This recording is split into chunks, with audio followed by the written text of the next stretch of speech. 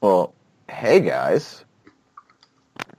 What's going on? Hi. It's kind of weird now that there's three people. All right. I got used to it just being Des and myself. Now, Double G, you're back. I know. I'm back with a vengeance, and I've wedged myself into the to be the meat of this sandwich. Giggity. Now I have a fun story about that. Oh God. You have a fun story about everything. I lived a very interesting life. Oh my God! Remember the time back? Remember, Des? You might remember this one. Actually, Double G, you probably will too. You can't choke a monkey discussion. Yep. Well, I remember. I've seen a video of a chimpanzee in a karate gi doing karate. Uh-huh. I stand by my previous assumption that I could choke a monkey unconscious if I needed to. Oh, because God, they're so strong that they're ripping. Yeah. They are face ripping off strong. Yeah, they're dumb strong, but I could still, if I needed to, I stand by my fact that I could choke out a monkey. That's all. That reminds me, that's like in Bads when they said that they were picking animals that they had to fight them, like that they could win, and they're all picking like super easy animals, and then fucking Zan picks a chimpanzee. I go, no, bro, no, not a chimpanzee. That thing will destroy you if it's angry. They go for faces and groin. That's what they go for. Oh, they know the weak spots, man. Yeah. Exactly. It's like they're vicious. They're street fighters. They're street. That's exactly what they are. They're street fighters. Ultra. Well, that was National Geographic for you. Mm-hmm. So, guys, when I logged on today, I went to the Dreaming City because that might be my favorite place to go to, even though I'm way under-leveled to go in there. And I got a nice little cutscene. Have you guys seen it? Have you seen it? I have not. I spent roughly approximately 12 hours yesterday working on a thing. Oh. Yeah. From like noon to midnight. I was toiling away. Oh, wow. Yeah. So, 12 hours is actually no joke. 12 hours, that is a full shift as an EMT. Let's see, does it rhyme with bird rock? This is an evolution. It's different.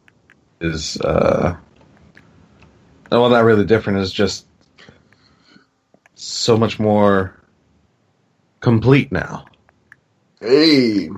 There is information that I was looking for since friggin' Destiny 2 dropped. Like information on like how stats affect guns or how like the traits, the magazines, crap like that actually affects guns perk-wise or stat-wise.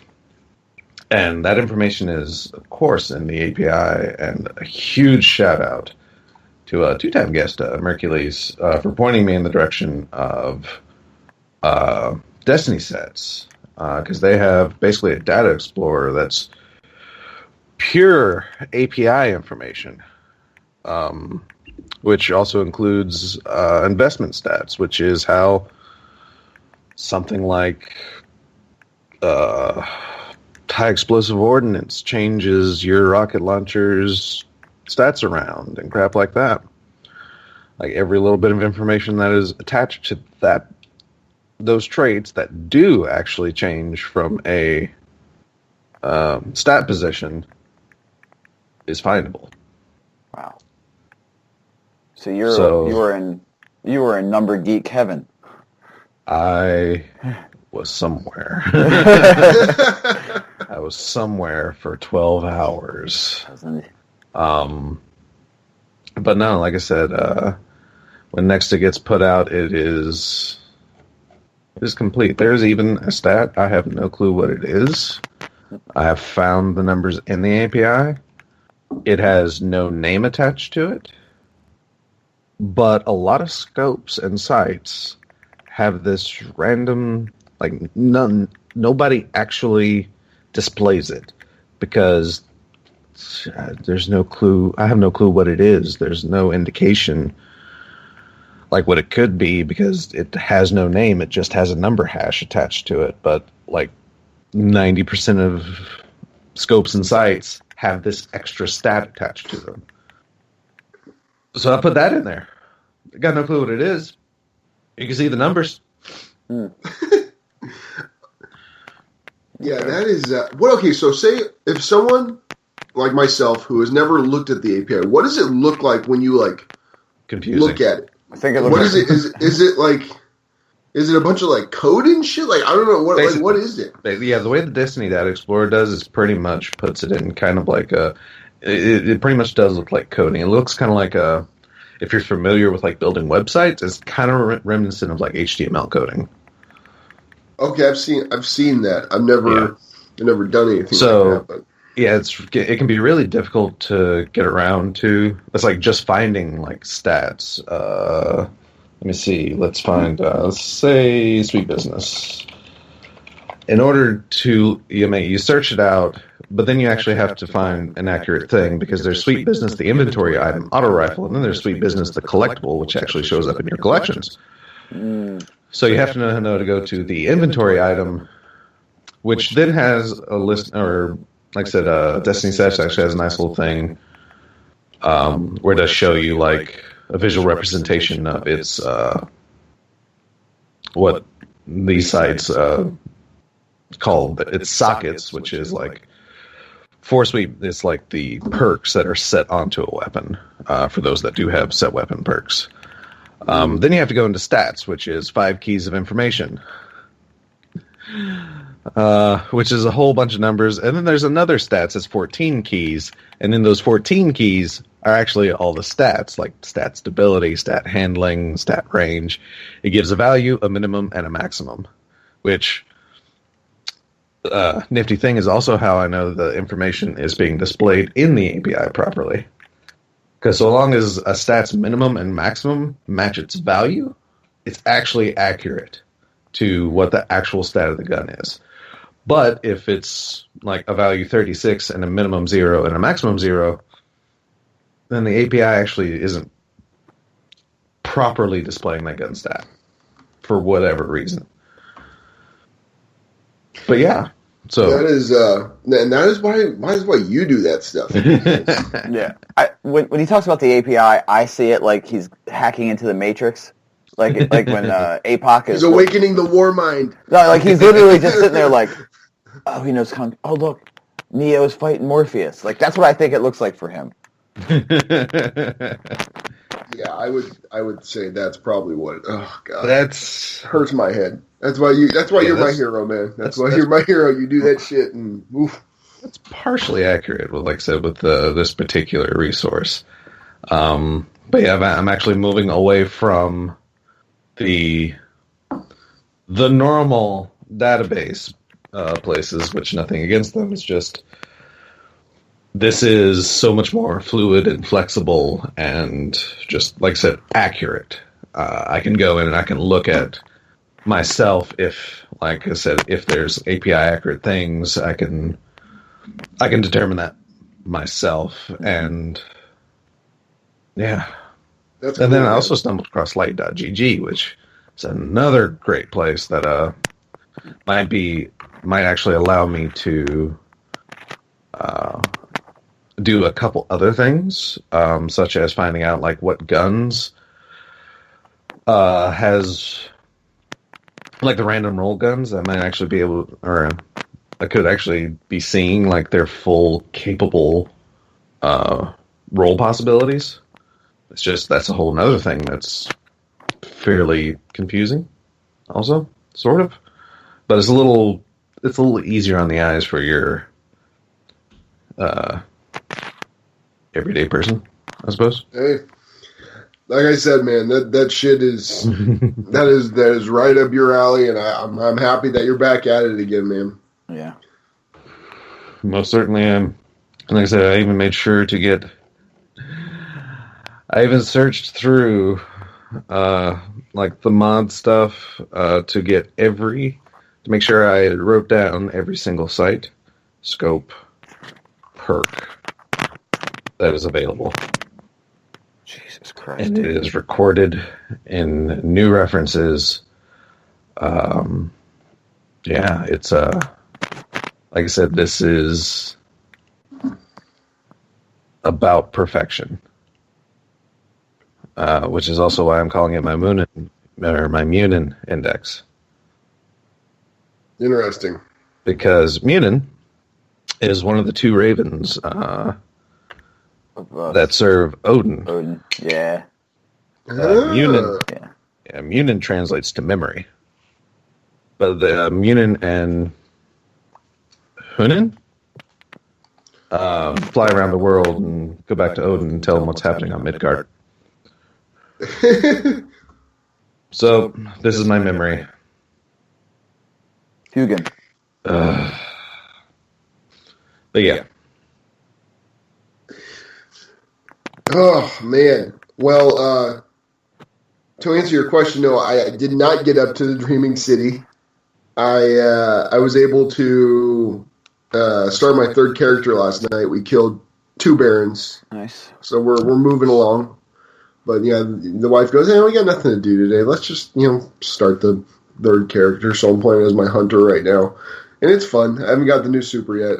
I'm about to, but Nice. Well, I'm gonna go blades. Let me walk you through, because I think it's because the last dream or last wish came in, activated. Yeah. That's why I started. It starts with Petra Revenge doing a nice little talking.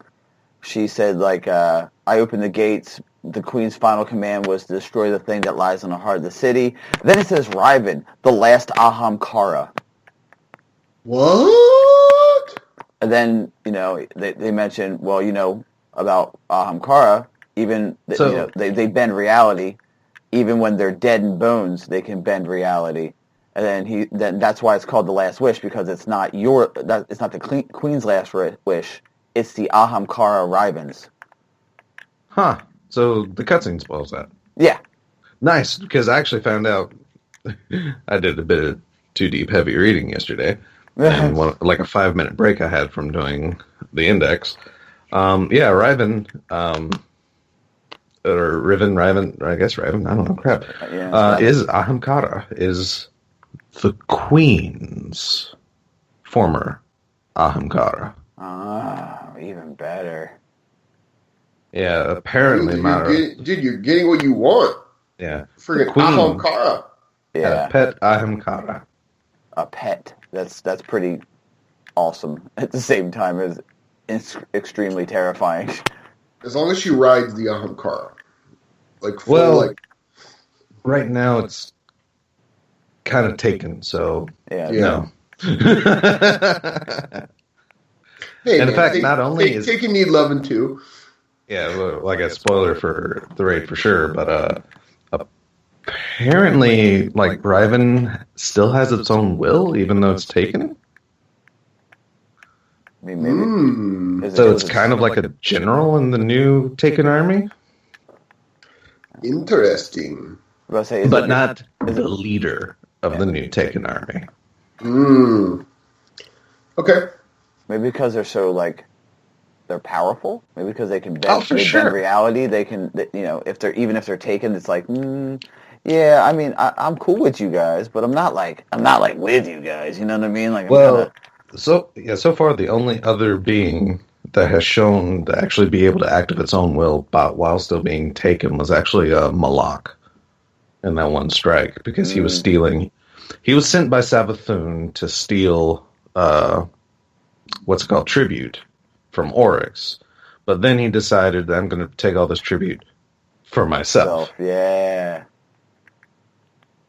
That I remember. God, man.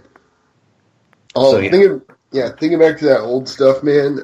I'm getting that feeling again. Oh, for sure. I've got that feeling again, that we are. I just took a first couple steps back into I want to say my comfort zone, but I want to say like back to my hobby. What you remember? Yeah, this is my hobby is back now. Like I've always played Destiny. I've always played it a lot, but now I feel like what I'm doing. This is like they've raised the bar. Honestly, they've raised the bar for me. If you're getting my wife to say this is a good game right now, this is fun right now, then you've won, sir. You have won because there was some dark times, like dark times where we weren't playing for like a month, and because it was just stale. And there is so much shit to do. Oh my god, I love it. I just love it. Oh, like I can literally just do anything. I can like anywhere. You can do anything anywhere, and you've got something to do that will actually progress and give you some sort of decent loot, a chance at a decent gun, or a bunch of experience. Like you've got all that. For sure. This freaking this raid though. Do you guys like keep up on like World's First and stuff like that? Like I said, I was sectioned away from everything for like 12 hours. I figured you would be. Buster, did you like see anyone? No, I didn't.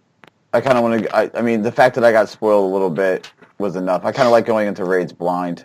I'm 100% with you on that. I'm as far as I don't want to know anything about the. I just want to know who the world's. I'm trying to look it up right now to see who the world's first teams were, but all I know is that there were some even like Dado had. Did you guys see that Dado had 52,000 people watching him? Wow. 52. That's like more than. Isn't that more than what Ninja gets? I'm not I a couldn't big. tell you. Like, I'm not a big. I don't watch a lot of streamers. I was just gonna say I'm exactly the same way. Like I know streamers. I don't really watch them. I watch Zan play. I watch like guys like that play. I don't watch like big time people play. It is big numbers, but I don't think it's as much as Ninja because I mean one of the few other streamers I watch, Maximilian, which I talk about a lot. But I mean he might get like 50,000 people watching him play Mario Party. Mm-hmm. Fucking crazy. But yes, I mean it's still up there numbers for sure. Like especially for a Destiny streamer, that's up there numbers. But I don't know if it's comparable. Okay, so here I got a little information. So Destiny 2's new Last Wish raid completed in under 19 hours, breaking Vault of Glass's record. Can you just imagine taking 19 hours of your day and just saying, I'm going to sit here and slam my head against a brick wall? A league of world's first to other people. Okay, here we go. I got the people's names there. A team consisting of players Modern, Sweat Cycle, Aurora, Indica, Flesh Crunch, and Glad have earned the world's first title in finishing Last Wish 18 hours, 48 minutes after it launched. Jesus. But and those are names I don't recognize. Yeah, but that's the thing about Destiny, though, man. Like, it's just because you're gonna get. I figured we'd get something like that for World First because there are some people who are just stupid. They have no notoriety. They don't stream. They don't do anything, but they are just machines at this kind of stuff, man. And that I love seeing the chase for World's First, and I love the fact that they're going to get like jackets or no, not jacket. They're going to get a belt, right? They're getting a belt, which I think is just amazing. But it's crazy that, like you said, they have 19 hours. Like these people, oh God, if I tried to do something for like 2 hours, I'm dead. 19 hours, my God. I go to the gym for an hour and a half, and I'm like, I am spent. There's nothing left of me. That's like, is it me or do I flash back to the South Park episode when they're all playing Warcraft? Mm-hmm. And and literally, like, Cartman shits in a bucket, like, because they don't want to get up. They've been fighting the same guy for the entire time. Like, Why is it that I picture that? I don't know. I mean, also that's a joke, but that was actual like old MMO like advisory for raids, because those things took hours to do, even if you knew what was going on. But imagine, okay. All right, hilariously, like, the whole world's first thing, and, like, you're imagining doing something for 19 hours because you don't know what to do. Imagine doing something for 19 hours and everything's going perfectly. Yeah, exactly. And that's like an old school MMO raid. Yeah, see, I've heard horror stories about that from people, like, old computer gamer guys I talk to, and they're telling me, they're like, dude, you don't even know what a raid is. He goes, he's got Destiny. It's good that they have raids and everything like that, but they're so much more accessible. Oh yeah, because like he said, like when you did a raid back in the day, it was a time investment. Like you had to like literally set it up for like a weeks to make sure everyone was ready. It was all day. Yeah, it was literally like 2 days straight. That's insane, man. But of course, even then now, like, actual MMO raids are, like, way more streamlined than that. That was, like, pretty much like the curse of EverQuest.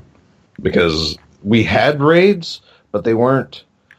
That was what WoW kind of did for the industry, is they made things streamlined with objectives and stuff. So, like, a raid in EverQuest wasn't an actual encounter. You just went to this really hard area and was taking down enemies. There was no like structure or, yeah, you were taking on like an entire area instead of just having having an encounter like, Last Wish or Leviathan. It's more like, well, we're going to load up into the Winding Cove and take on everything there and these really hard bosses too. Let's go. Is basically how EverQuest raiding used to be. It's like the enemy is moved against each other, like all the time, and then like times that by like 10. Yeah. No, that's the areas were massive, but yeah, it's basically more like that. And like I said, WoW, like raiding has since evolved to be an actual thing. It used to be just the thing you called it because you're raiding a zone, but now it's an actual raid. The more you know. Bum, bum, bum, bum. No, that's God. Like every time I hear people talk about EverQuest, like I feel like it was like your entire life got sucked into it. Can confirm. That's about right. Like literally, it took over your entire it became your new reality. Can confirm. Like that's crazy to me. Like, but that's a problem because I've got an addictive personality, man. So if I play, exactly. If I were to play a game like that, I think I would end up like I wouldn't have a wife and kids anymore. Like I like that's the thing. Like I can't. No. If you're that type of person, like no, don't do an MMO. Yeah, MMOs are like, dangerous, dude. That's a single. If you have an addictive gaming personality, that's a single man's thing, and even then, my God, like I've told the horror stories like when I was working, before I had a relationship. I worked like second shift at a restaurant, and I usually closed, so I'd get off, I'd go home, play some EverQuest. Bedtime was dawn, so whenever I started to see the sun, it's like, well, time for me to go to bed. I would have to wake up at 9 a.m. to carry a roommate to work. And dummy me, instead of doing the sensible thing and laying back down until my night shift, I'd hop back on EverQuest. So I was averaging 3 to 4 hours of sleep a night for at least 3 months. Yay! Yeah. That reminds me. Like I played. I don't know if you guys ever heard this, but have you guys heard of Rage of Bahamut? It's like a card game that was on your like mobile phone. No. You guys ever heard of it? Okay, so it's like this collectible trading card game, and it's literally just it's so stupid, but I got addicted to it, and literally like I was scouring like they had this like mechanic where you could like it was a bazaar where you would sell off like your cards and stuff like that, and people were spending stupid money on selling these things. I ended up actually making a profit out of it, which was actually okay. but the time investment, like, it was pennies compared, like, you know what I mean? And it just took over for about 6 months, because the problem was my boss at work, at the place I used to work at, he was addicted to it. And then me and him got along really well, so he got me into it. And then all of a sudden, it became literally like we would get to work and we would do nothing. we would do nothing but talk about this game and literally sit on the bazaar and wait for people to put shitty deals on, like really bad deals that like we could make a big profit on, and then we'd swipe them up and then resell them for a good price. Like, literally, it was ridiculous. But that thing took over my life for like 6 months. Sounds And like a player company. oh my god, it is just. I've got a bad personality for that. I got a goddamn problem. But the good thing is, at least the wife plays Destiny with me, so I'm okay there. Yeah. I mean, But what's it called? So, what light level you guys got your characters up to? 515. I know I'm 520 on my hunter, roughly. Maybe 521. Yeah, I think I'm right around there, around 520-ish. It's all, we've spread out everything, so now I'm not quite as high as I'd like to be, but I wanted to see if I could get to like 525 or something like that, but it is, when you're trying to do all three characters, it's damn tough. It is. Recommended like for the raids 550. I know. It's ridiculous. Well, it's going to take me a while to get there. Yeah. Tune in episode 264 of what we think about the raid. When the next raid comes out... Yeah, when Black Armory comes out, you'll get to hear our hot takes on Last Wish. Fuck me. Oh god, it's gonna be, you know, with the Dreaming City, like the way it is gonna be. I just have this feeling there's gonna be so much hidden shit. Actually, legitimately, that's going to, like, now that it's out, once people actually do get up to that light level or that power level and, you know, can get through it, that's going to be like, wow. Okay. All right, that came out of nowhere. What was that? I don't know. Demon just came out of him. Whew. All right. That was weird. Anyhow. But, that's actually going to be like a really good source, like if you're underleveled, to be able to, because the way the drops like work, like the further you are from the recommended power level of a thing, it's like the higher power drops you can get to like more quickly catch up to where you're supposed to be. I mean, Okay, that makes sense. Once, you know, teams can get up to like 550 and be able to do that, and then, you know, like I said, there's a chance you can kind of level your way up by struggle busing for a while. You know, like I said, so long as you pretty much have a team that can do it.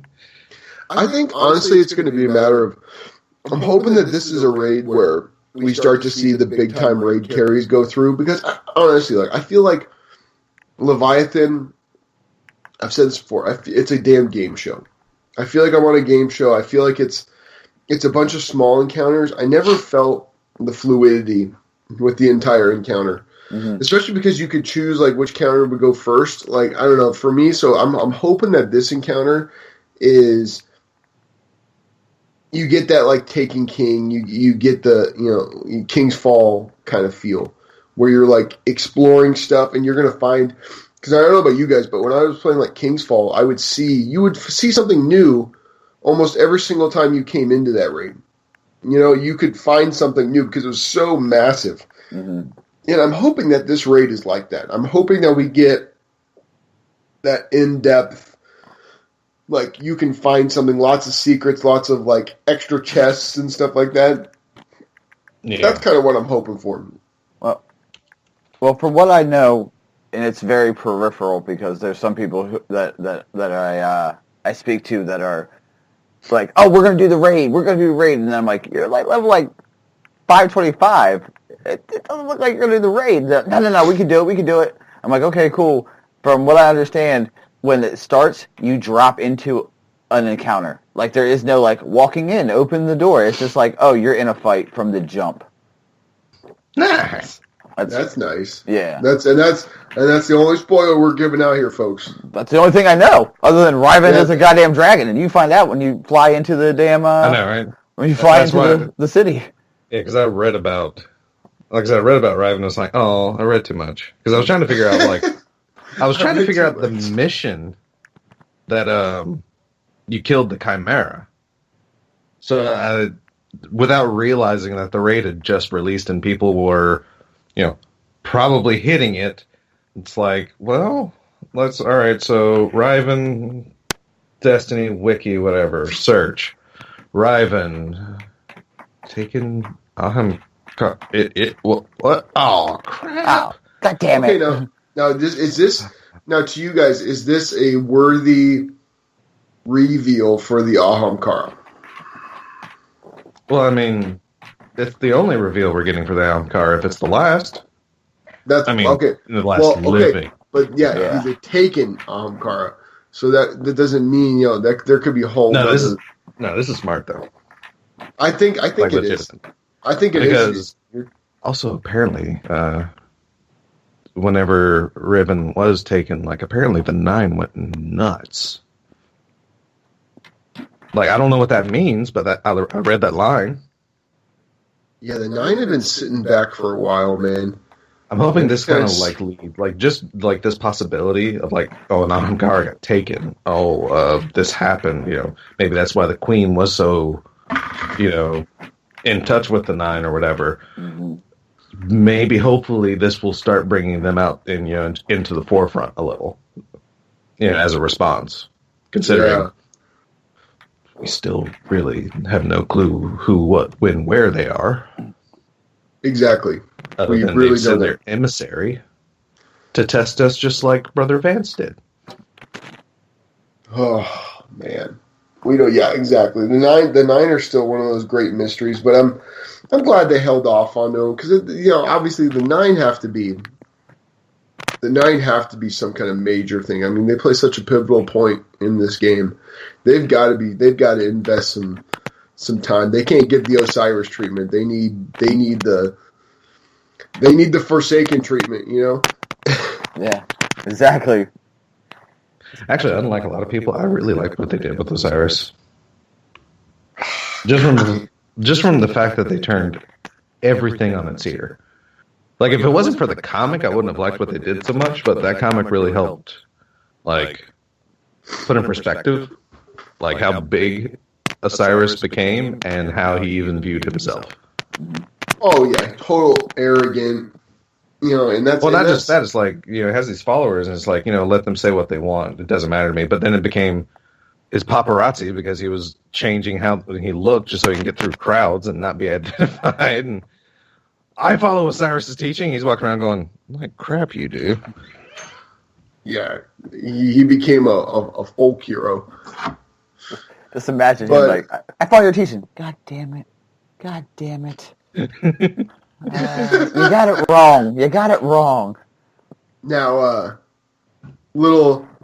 since we're on Warlocks, I'm going to go into this. Have you guys heard my boy Toland? Oh, yeah. Yeah. I mean, you hear him when you get into the Dreaming City. But how cool is that? Like, the speculation that the little arc, the little thing that starts off that was him. I've heard that, like, that the spark of light in the Taken King was Toland, but that's not true. That spark of light is a representation of someone in the Ascendant Realm. It's a ghost. Is it? Yes. Because I didn't make any. Okay, because because it looks just like the spark when you're going to summon Oryx. Yeah, because it is. But that was Oryx's eyes in the mortal realm after he was destroyed. His physical body was like destroyed, and he went back into his throne world, getting ready for the raid. And after the campaign continued, but yeah, that little spark was like Oryx's actual presence. Okay, but that means Oryx was trying to get us to get to him? Like he wanted to fight us, or like because that's what I'm saying. Like if it was Toland, it makes sense because he's like helping us take out orcs. You got to remember Taken. There was no. Well, like I said, there was no help. It was just the fact that spark was there, and like I said, it represented the fact that Oryx has his eyes on this area, and then an echo appears. Okay, I will say this. So when the little orb comes out, and then you're in the beginning of. I'm trying to remember. You're in the beginning of not King's Fall, but you get to the what is it? Oh my God, the Dreadnought. You get to the Dreadnought, and then that thing's leading you around everywhere. Orcs was kind of arrogant. I guess, man, that's what it has to be because that's like supreme arrogance. You're like, oh yeah, motherfuckers, here's the way. Come at me, come here. I mean, but that's also sword logic. Yeah, I was about to say it's sword logic. They learn more in death than they did by living. I mean, well, that and like you have to clash your sword in order to get stronger. So in order for Oryx to get stronger, he has to fight powerful enemies. And if we're powerful enough to survive the Dreadnought, then we're powerful enough to give him power. Yeah, I can agree with that. I can live with that. I can live with that. I mean, that's my view. Like I said, I heard it was told, and it's like I don't think so because again, there's that whole deep manifestation of the sword logic that's entirely there. It would make sense if it was Toland because, here's how you get through and get more powerful and get to Oryx. But at the same time, that's Oryx's goal also. Mm-hmm. It's like, if you can get to him, that means you're a worthy opponent for him to kill. I can 100% agree with that. Hearing that, I haven't heard that thought of it, but yeah, I can definitely agree with that. Yeah. I mean, doesn't mean I can't be proven wrong and like, it was Toland the entire time type deal. But that's, like I said, that's just... I mean, it was really cool hearing him talk to you, though, because... I know, right? What are you doing here? It's like, really? And the best part was, she lies, like that. Those little drops. I'm like, who are you talking about, Toll? Who are you talking about, buddy? Well, not only that, but then he talks... doesn't he talk to you about like how you killed Oryx and you didn't assume the throne kind of thing? Yeah, I think so. Yeah, he does that in the Ascendant, when you're in the Ascendant realm and you're doing the Ascendant challenge. Yeah. You go back, he talks about it. He's like, you didn't, you killed, you left a vacuum, you didn't go in there and assume the throne like I wanted you to kind of thing. I was actually surprised that was also a line from the Traveler. And some of the visions to light is the fact it's like, you took down Oryx, but you didn't take his place. And it's like, you know about that. You saw that, did you? Listen, I can explain. Now hear me out. Okay, so what happened was, I don't 100% trust myself. No. Oh, I don't trust her as far as I can throw her. Although as a guardian, I could probably throw her pretty far. Yeah, if you read the triumphs actually spoil a little something. I mean, I guess not really, because it does explain like where she's been and such, but she has a throne world. Mm. Yeah, What? Yeah. The only way you can get that is by killing highly powerful enemies. Ascended plane people, which I mean, it like I said, for her to have a throne world explains a lot. Because it explains the Harbingers, it explains how they're so similar to taking energy, it explains how she felt Oryx coming and why, like, the Dreaming City became a target at all. Maybe that was her Ahamkara wish also. Because we don't know what they're fully capable of. So maybe kind of like how the worm gods work, since they're speculated to be related to the Ahamkara. Mm-hmm. Maybe that's kind of how that was working. Instead of like having a weakness to the deep, maybe it's just she was getting power from an Ahamkara. And hey, throne world. I see, I like this. That there's what they've created like a bunch of different scenarios that can happen. So I mean, right? Now they're finally tying in different ends of lore together to create this huge web that we don't even know what the hell we're dealing with. And I like that. I hated the fact that we knew what the hell was going on pretty much the entire time in D2. Like you knew what was going on. It was right in front of you. Yeah. Whereas this, I like this. Yeah. I like this a lot. And I'm sure the raid's going to answer a lot of questions. It's going to answer a lot, and I can't. We're going to have to do one of these things once we, in about a year and a half when we get really good at it. We're going to have to do one of these days where we all jump into a raid and try to knock it out. When Destiny 3 comes out and we finally manage to get through Last Wish raid. Yeah, we're all talking about light level 600. When we're light level 600. Oh God. Okay. So let's see. So guys, I'm just gonna throw. I talked about this. I tweeted this out because this is my my first week. As officially as a host. Official host. Yeah, exactly. I'm pumped. So I made I put a little thing out there on the old Twitter and Discord, and I said, give me your best question. Give me your best question because that's kind of my MO. I feel like I'm a pretty good question guy. You're the topics and questions individual, sure. Yeah, I felt like it was a good thing. So I wanted to get the best questions that I could possibly get, and we had a few good questions. I just wanted to tease that a little bit. So a little bit later on in the show, we can go over that. So I've got some good stuff, but I've also got questions that I came up with myself. I've been writing stuff down pretty much all week. Pretty amazing stuff, but I don't know if you guys want to get into TWAB first or anything like that, or what do you guys want to do? If I remember, TWAB isn't too hefty. Well, let's talk about. But that requires me to actually have the TWAB up, which multitasking and still on the side working on this freaking thing. I know what the big talking point was of the TWAB because someone sent me a picture of the armor. Ooh. Yeah, ready for our last wish. Raid rewards, which you talked about. If you're capable of finishing the raid within 24 hours of launch, you get a special emblem. Yay! World's First gets the title belts, and they are guaranteed to receive the 1,000 Voices exotic rare drop from the final encounter. Now, it's normally a rare drop, but World's First just gets it. Yeah, I like that. Have they done anything like that before? No. That's fucking cool. Everything They gave him a gun. Yeah, they gave him a gun. They got the 24-hour emblem. They got, but massively, they got the championship belts. Let's see.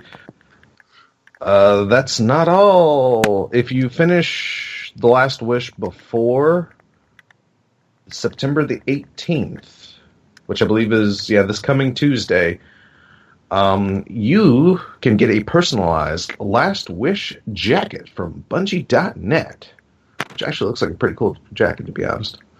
I like this jacket, but I won't be able to get it because...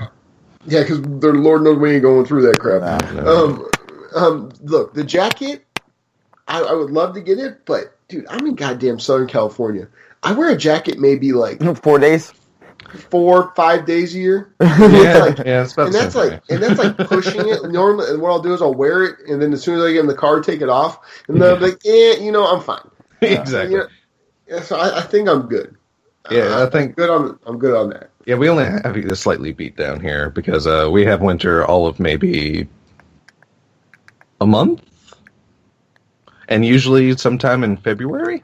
Some random ass time. Hey, fuck you guys. I suppose that's what I was waiting on. This whole thing was just to wait for Buster's reaction. I'll let you have this over 90-degree humid heat in the middle. Frickin' what's supposed to be fall. Yeah. fuck that. I hate the hot. Ooh, I hate it so much. Oh, you dude, it was okay. It got to this summer. We set a record for where I'm at. It got to 119 degrees. God, that's hell. Dude, you literally, I opened my front door, and where I live kind of on top of a hill a little bit. Yeah. So we get a lot of breeze blowing right towards us. I opened the door, and literally I felt like Terminator T2, like when the freaking bombs going off. I was like, ah! Like I literally opened it. I said, nope, and I immediately I said, babe, turn the AC. I was like, turn on the AC. We're not going nowhere. I mean, it was literally to the point where it was 100 degrees at night. Like, Can't sleep. Yeah, you are now the only person to have me beat on heat. Like, I tell the wife this. She grew up in Oregon, so she actually got the seasons. You know, down here, there's no seasons. It's just fucking hot. Like, all the time. It's a dry heat, so it's not too bad humidity, but... Tell me that when you're taking me to the hospital, it's a dry heat. Yeah, that's playing sports down here is definitely no fun in the summer. But no, it is just it's unbearable, man. My pool was goddamn like 95 degrees. Like literally, it's like bath water. That's bath water. I was like, it's like not refreshing at all. It's like drinking it. It's like like there is nothing. Like literally, there's nothing. I can always warm up. If it's cold, I can almost always warm up. Yeah. I can't always cool down. Like, God. I would say there's so much you can take off. Oh man. Yeah. Anyway, also, Iron Banner's coming this Tuesday. Game mode control. Power level is now enabled. Yes, I love that. You're gonna seriously see some sweet like body shot snipes and stuff like that. You're gonna see. I'm probably gonna get like body Yeah, I'm shots. gonna get body shot sniped. You mean? You're gonna see some guys. You watch. You're gonna see some guys who complete the raid and have some super high level shit, and they are gonna fucking own in this. They'll feel real good until I catch up. Yeah, until that team shot kicks in. But yeah, they have if you have any leftover Iron Banner tokens, they can be redeemed for packages. Let's see, the Saladin will have bounties to do. Looks like a crap ton of bounties too. I would say there's a lot. 4, 5, 6, 7 bounties that you can do, which I believe they're all weekly. But he will have weapons for direct purchase, or I'm sorry, he'll have the full armor and 2 weapons, all with unique roles, to this instant, just like old school Iron Banner, I guess. But in order to buy them, because each bounty will give you a weapon or a drop. Yeah, you can gain access to purchase these items by completing their associated bounties. That's cool. So you want to direct buy a weapon? Do the bounty. And Iron Banner drops are re-enabled now. So you can get Iron Banner stuff from doing matches.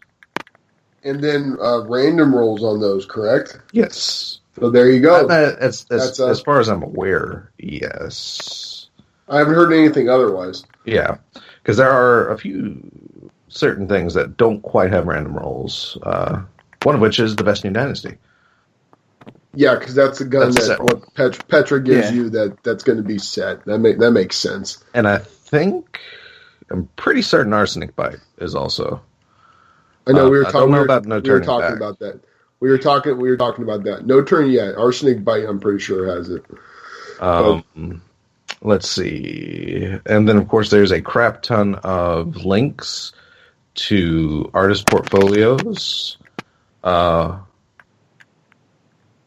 Just of people that have done work, on Destiny 2 and like the work they've done. You can check out their portfolios.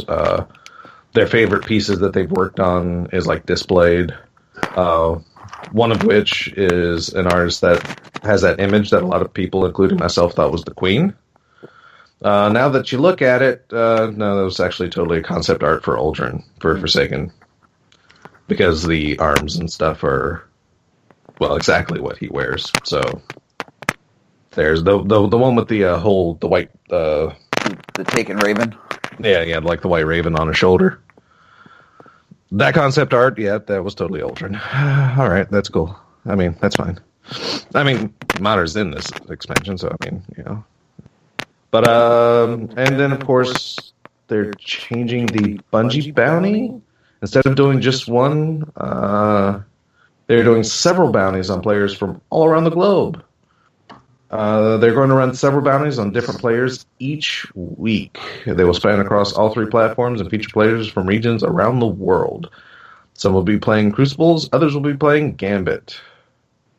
That's cool. See, I like that. I like that because if you weren't in that time zone, like there was times where it was like, if I'm not even close to that time zone, not even trying. I got to try maybe 2 or 3 times when it happened, like to go after someone. Never even saw. Never saw. Well, I know I'm not going after Monday, September the 17th. I'm not going after the American target. Who's the American target? Lupo. Dr. Lupo. Ooh. That man. He may not be like top tier. That man has done crazy things and succeeded. Yeah, he is. 2 Guardians, 1 Controller? And went flawless on both? While controlling a Guardian on PlayStation, and at the same time controlling a Guardian on Xbox? Yeah. And it went flawless on both? That's stupid, man. Yes, it is. And I saw stupid. that. And if you haven't seen that, look up Dr. Lupo's 2 Guardian, 1 Controller. Is Lupo playing? Is he playing a lot of Destiny right now? I know he was one of those people that was coming back after the summit, actually. So yeah, I think he's getting back into it because he was streaming a lot more of it leading up to Forsaken. So, by the way, have you guys looked at your friends list lately? Yeah. Dude, I had 50 people on. Nice. I had 50 people on. I've got 140 friends. I had 50. A third of my friends list was on, and probably 2/3 of that was playing Destiny 2. Like that's a big goddamn statement in my book. Yeah, these bounties though, they're covering like I said, and a lot of like different people. Definitely check out the schedule if you want to get in on these people. But they're covering also like YouTube personalities, Twitch personalities. There's even a guy from Mixer on here. So yeah, definitely. Like I said, if you want a chance, and they are definitely, because there's UK, there's Germany, there's a flag I don't recognize. There's a US one all on Monday. On Tuesday, another flag I don't recognize. I'm sorry, I'm an ignorant American. The 19th, I think one of those is French.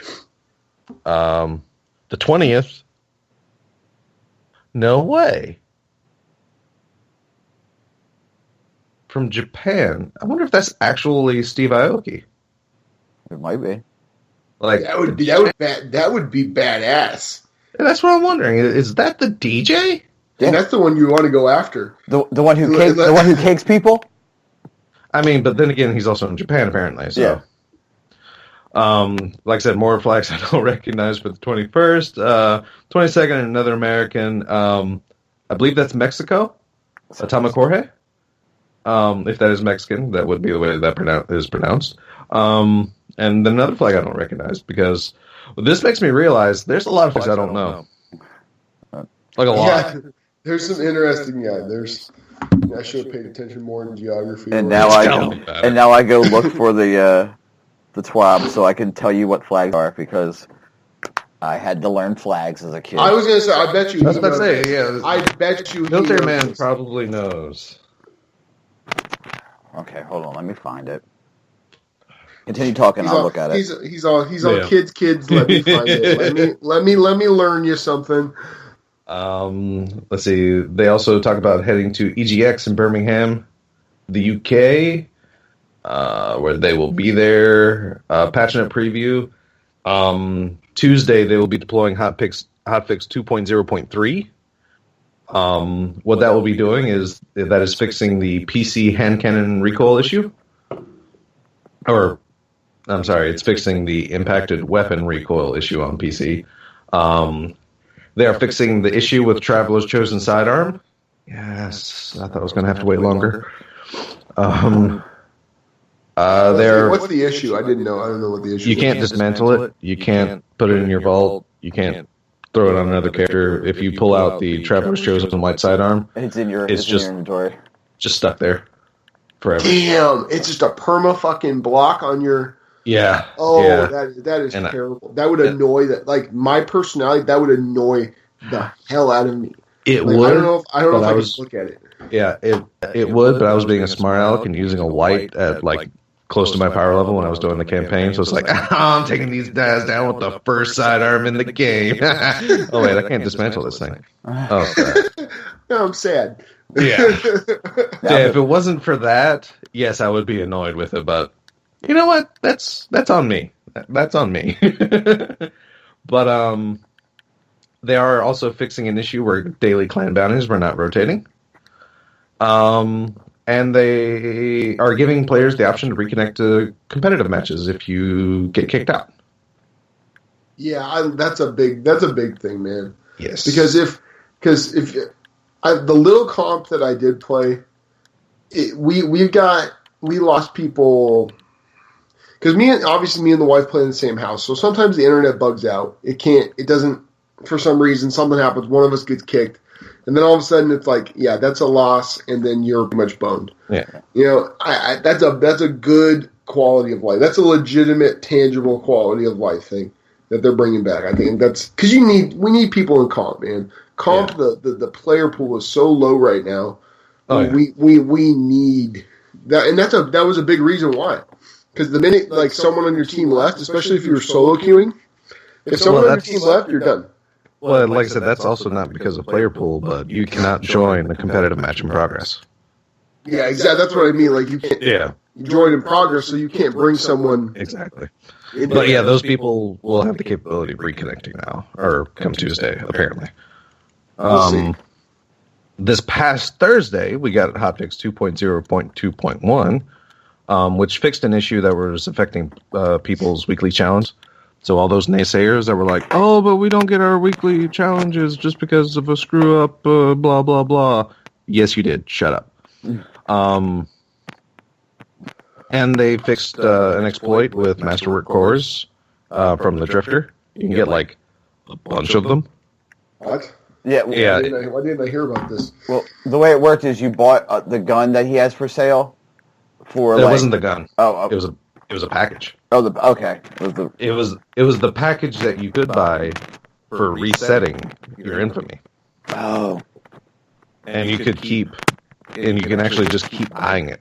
And you would get 5 Masterwork cores and the Trust hand cannon. Holy shit. Which was apparently Masterworked.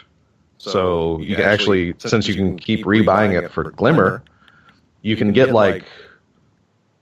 6 to 7 Masterwork cores for Glimmer.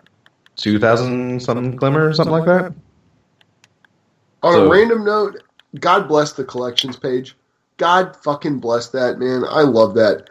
Me being able to not super worry about if I dismantle a gun, that makes me feel. It gives me a little bit of peace of mind. Just to at least find out what to do to get it back. Exactly. Let's see. Oh, yeah, and fixed an issue where the reward for completing all available Crucible weapon triumphs was not properly available to all platforms, and that was 2.0.2.1, which dropped this Thursday, which was a super fast hotfix, especially for the because what happened was there was a false reset last Saturday. So really, yes, there was a false weekly reset last Saturday. Oh, okay.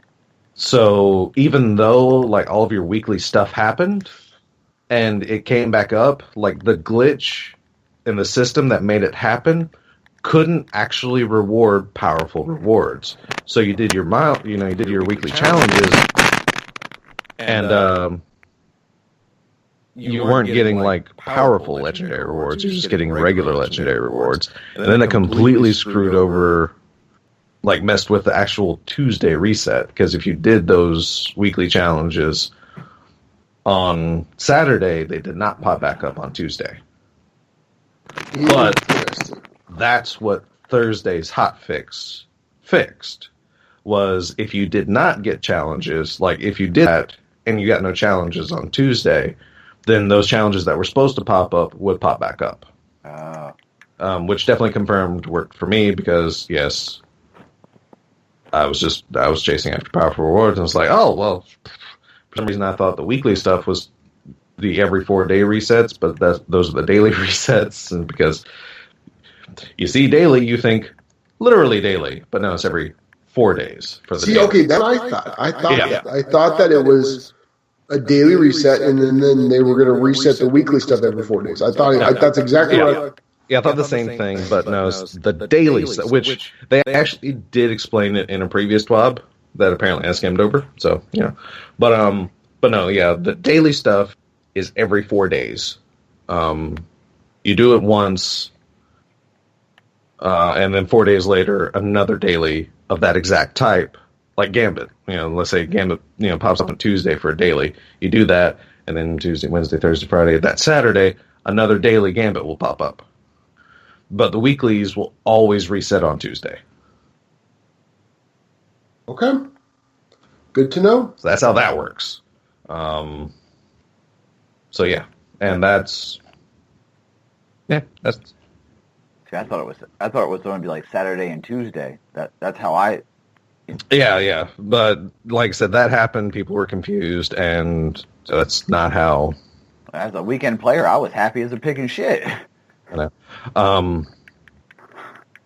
Also, they explained the difference between prime and powerful engrams. I mean, basically, a prime engram is a daily powerful reward. Like, literally daily. Because you can get, like... Because I know on Twitter I saw someone compare it to an advent calendar. I've never used an advent calendar, so... I have. What is that? But, is that the Christmas thing? Yeah. But yeah, they compared it to, it's like... Because they actually warned people, because there's an actual farm with prime engrams. And basically, if you don't pick up the prime engram, you don't lose your prime attunement buff. So you can just get a lot of prime engrams. But the way the prime engrams are set up, basically, is actually you're screwing over like progression down the road. Because, like I said, I heard it compared to an advent calendar. It's like the way it works is like, a day you get like an allotted amount of prime engrams, and if you're sitting behind, you can get a couple extra. Because, like what's there is there. So if you dip too far into it, you'll actually come across days where you don't get prime engrams because you've already dipped ahead. Basically. So that's like when what happens is you get that little advent calendar and you start eating all that chocolate when you're a kid, then you don't realize, oh shit, I got another like week where I don't get nothing. Yeah, exactly. Like I said, that's... as soon as like it was roughly explained, it's like, that's actually perfect, and I have no clue really what an advent calendar is. Yeah. Oh man. I think I've seen them now that you mentioned, like when you said the chocolate. Is it like the thing that you like every day before Christmas you're supposed to pull like a? You open a little door. Open the door. You open a little door, and there's a little piece of chocolate, some bullshit in there. Oh man, as a child that was raised Catholic, it is definitely a yearly thing at Grandma's house. Okay. God rest her. But yeah, that is pretty much the importance of the TWAB. Like I said, so yeah, primes are literally like the true daily, like powerful things that you can get. You can get like basically just watch your prime attunement buff. And yeah, exactly. And if you accidentally like have prime engrams sent to your postmaster, it's not going to really harshly negatively affect you. It's just the people that are hugely dipping and exploiting, avoiding that, that are really going to feel it possibly down the road. Yeah, that's because I saw that. I didn't realize that there was like a cutoff for how many you could get. But I mean, that makes sense. I mean, it's kind of good so people aren't just like sitting there farming forever. Because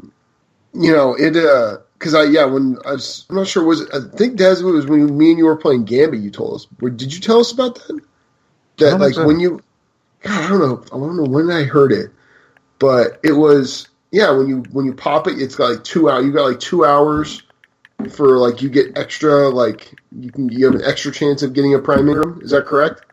Don't know. Once you pop an engram, and then you get like a 2 hour boost to actually getting more engrams, which I don't know. It's kind of, I've heard, I don't know. I've heard that from like 2 different people, but it could be complete bullshit knowing the people I know. But yeah, basically, after you get a prime engram, all right. They don't specifically say. I do assume daily, but the verbiage they use is this cooldown, or after you pick up a prime engram, the prime attunement will enter a cooldown. This cooldown will reset over time. I've heard it's daily, like it actually resets with the daily reset. No guarantees on that, but But yeah, so you can get like 1 or 2 prime engrams a day, and like I said, if you're, someone that can't play daily or maybe twice a week, you can actually, stockpile a few prime engrams.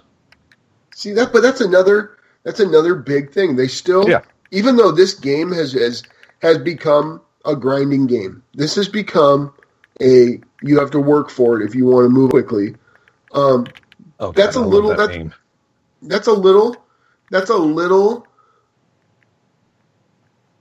bone to the casual player. You know what I mean? I like that. You still need something like that. It's also something that's capped off, or at least something that's not going to be where you can just grind it infinitely. But if, like you said, if you only play once or twice a week, you can get your engrams, you take care of business, and you get something out of it. You're not going to feel like you get completely left behind.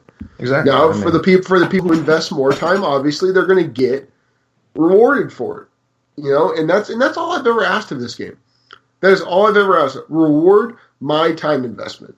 I'm investing. You guys see how much I fucking play. Reward my time investment. Yeah.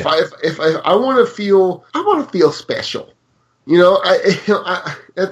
That's my only thing. If I'm putting in 30 hours a week playing this goddamn game, I want to feel special. I want to know that. I want people to know that I put in 30 hours a week. Okay, for the flags, I might be wrong on some of these, but I'm going to be right on a lot. Obviously, the UK on Monday the 17th. Germany. Okay. The Czech Republic. Oh, okay. America. Sweden. Yeah. Switzerland. France. Oh. Japan. Uh-huh. That's, I want to say it's Iraq, maybe? Really? The green, it's weird. Okay, America, Spain, and Mexico. Oh, that's Spain. Oh, okay. Jesus Christ. Whew.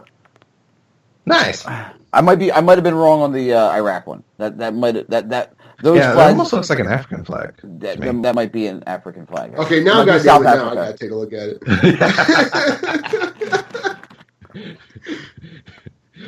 Name that flag. I know that. Also, though, I've got to say, like I said, the memes you post are freaking amazing. But not South Africa, I promise you that.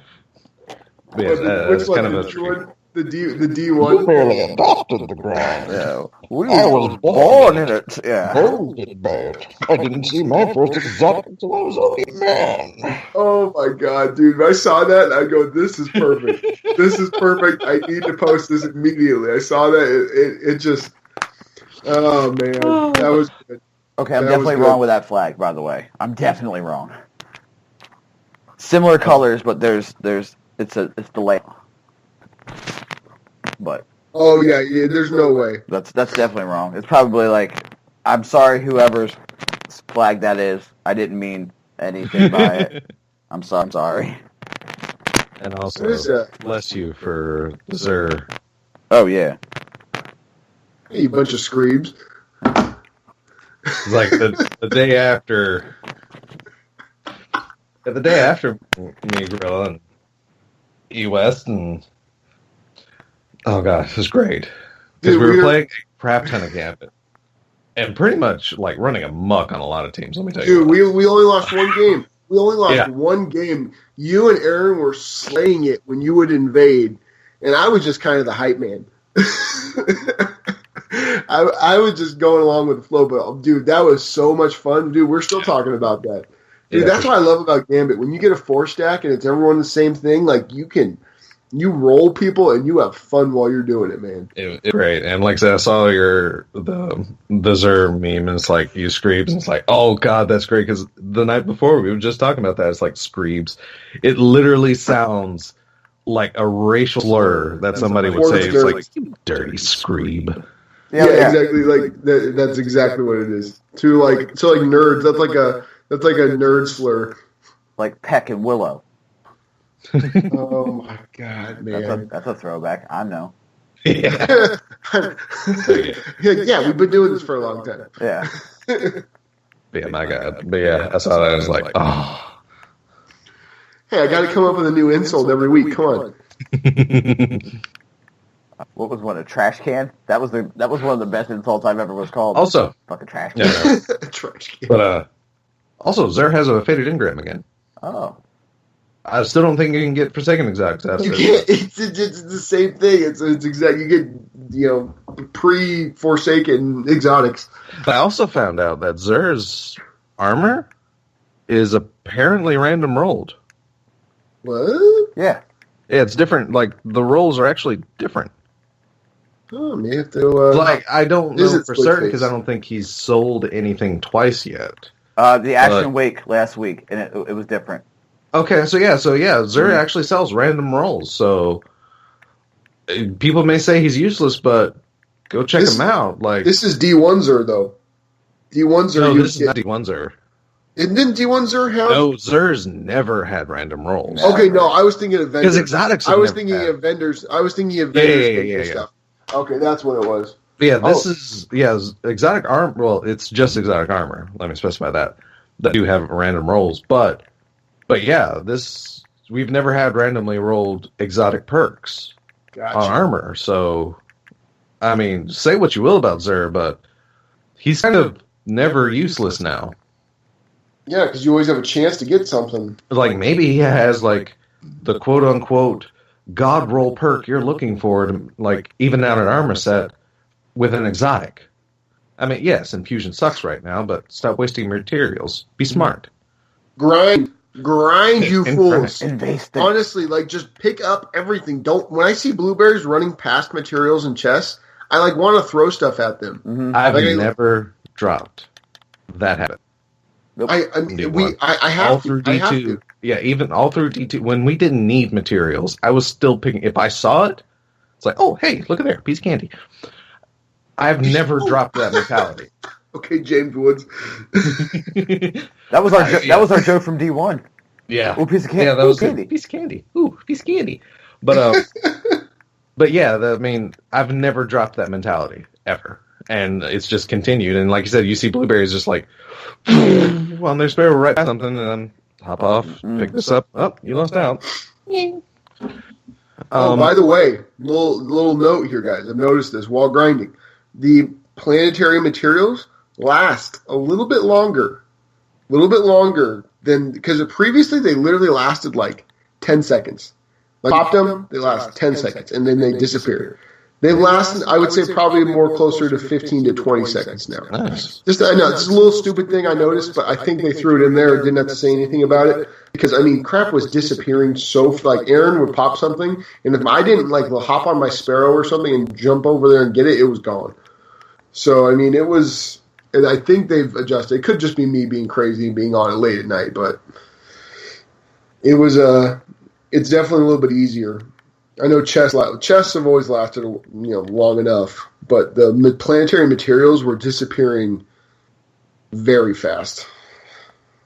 No, let's see. So that was the TWAB. I went over one thing that I wanted to talk about. Oh yeah, the advent calendar. Well, what do you guys think about the Iron Banner stuff this time around, huh? Oh yeah, Iron Banner. Oh dude, this is what I wanted from the like vanilla Iron Banner. I'm like, sure, it looked cool and you had a wolf medallion on it, but this is the crap I wanted for the weapons. They look so different. Mm-hmm. I may not like the way they look, but they look different. They're I was just going to say, it's not a reskin. It's not a reskin of a gun. It is a, when you see that gun, it is an Iron Banner weapon. Mm-hmm. Exactly. So, I mean, yeah, I may not agree with the design. I may not like it, but it's a unique design. See, that's what I liked about Rise of Iron. When Rise of Iron came out, you got those weird, like, you got the clever dragon with the two knives sticking out of the end of it and stuff like that, and like fur gun and stuff. Not that I was saying I liked that kind of stuff, that I thought it looked amazing, but guess what? You never confused it with another weapon. Exactly. It was unique, and even from the way it sounded. So, I guess on a 50% scale, this is exactly what I wanted, until we can actually get our hands on these guns and hear them fire. But, like I said, visually at least, they're distinctive. And I like that. Like I said, I may not like them, which, jury's still out, to be honest. I'm not sure if I actually like them. But they're distinctive. And I like the fact that they're all, like, animal. Yeah. It's like Roar of the Bear, Strike of the... or... like something Raven. Yeah, there's a Raven. You got to get that gun. I have to get it. I hope I get it. You have to keep it equipped all the time. Which also hilariously has Fellwinter. It's like a Fellwinter, flavor text, or Saladin speaking about Fellwinter in the flavor text. Interesting. Let me just guys. On a side note, other than I love all the armor, I'm going to be really angry that I don't have a warlock or a hunter ready. The armor kind of looks. It still looks fairly visually similar to like the season 3 ornaments. Yeah, the ornamented one. Yeah, except for it's red now. Yeah, very spiky. But it does. I mean, there are a lot of visual differences, but like I said, it just puts in the same like design like area as like the year or season 3 Iron Banner ornaments from vanilla. Yeah. Yeah, and in season 3, it was it brought on some really good stuff when it came to armor and stuff like that, especially with it gave it a little more personality. So I'm definitely happy to see that. Also, missing from the something I forgot. One thing that was missing from the Thursday hotfix patch notes is the fact that they increased year 2 mod drops. Oh, that's good. Well, they're still rare, but they did increase them. But they're still rare. I mean, well, even if they're rare, they're increased. That's all that matters, right? Exactly, because I still haven't had one just drop, and I don't think I've had any weapons with them on it since. Of course, then again, I haven't played a lot since. I may not have played much except for that bit of game, but I may not have played. Oh god, I have not played. I didn't play it all Friday. Oh my god. Well, I think Sunday is going to freaking hours. I think Sunday's going to fix that lack of playing in your life there, Des. Oh, you mean tomorrow? Oh yeah, I mean tomorrow when the RNGCast are all. We're going to get it in and get some stuff done because. Oh yeah, as soon as I get out of work, I'm gonna do 95 miles an hour home, and I'm gonna. Don't do that. I don't want Erin angry at us. Oh no, she won't. No, she drives faster than me. What are you talking about? She drives faster than me. She's like, hurry the hell up. Hurry up. Yeah, speaking of this grind though. This is a grind. I mean, you can tell it's a crawl. It's a power creep. Mm-hmm. Like every little drop you get only is like a couple of power higher, maybe. 2. Exactly. But I do like the other side of the coin though, and the fact that there are so many sources of powerful engrams and prime engrams. You can get so many powerful drops. Well, you can I think it almost balances out. Yeah, I was just gonna say it levels. You can pick your poison how you want to rank up. You know what I mean? How you want to level up. You don't have to do everything. Yeah, and that's true. I think, and then the other thing I like about it is if you finish the raid at way under power level, like we've talked before, you get really high stuff. Yeah. It's not like it's only a couple above what you were. Like It'd that's be like 10, 20. That's maybe, you know? Hey, like I always say, it's rewarding the skilled hand. If you're good enough to go into a raid under level and go through and finish it and get drops, you should get higher shit. You should get rewarded for that. You shouldn't get stuff that's like just like you grinding. You know? Yeah. I don't know. What do you think the new map's going to be? The new map? Yeah. Oh, the returning? Oh, that's right. This is a returning map. Yep. Rested Lands. Oh, fuck you. Ooh. I'm trying to think what I would want to As long as it's not that one map on the Tangled Shore for Gambit. Don't give me that map. Oh god, dude! There were so many emotes lost. When we were playing Gambit a couple days ago, I mentioned this is like breaking news. For the first time in D2, I found a map I don't like. I actually do not. In fact, I think it's because I've always had a struggle in Destiny, period, with a map I don't like. So I usually like something about maps. I do not like the Tangled Shore Gambit map. I don't. I fall off so much, and I lose like so many motes. It was happening like all of a sudden you see Des Raven is down. He lost 13 motes. Same thing was happening with the wife too. All of a sudden it's like 14 motes gone. It's like, no, that thing is like platforming, and then it's. And that was the game we lost. I know that was the only game we lost was on that stupid map. I don't like the way it's constructed, but I don't. It's just there's too much. It's like there's too much stuff jutting up, and then you've got to platform and jump on stuff to like get across stuff. And I don't like the way the gravity things shoot you across. They shoot you too far. Mm-hmm. I don't know. There's a whole bunch of crap in that map I'm not a huge fan of, but that's just complaining about complaining, I guess. I've actually played a lot. I've actually played a lot of Gambit, and even as like a solo player, it's still fun. It's still fun. It's just super frustrating when you have a team that's like, oh, what are these things on the ground?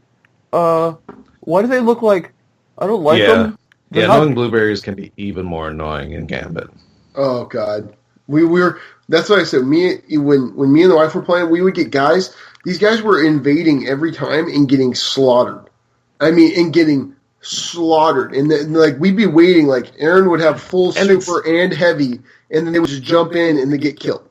And that's the thing. Also, is like because whenever I play, it's like the people that do invade right now from like the opposing team.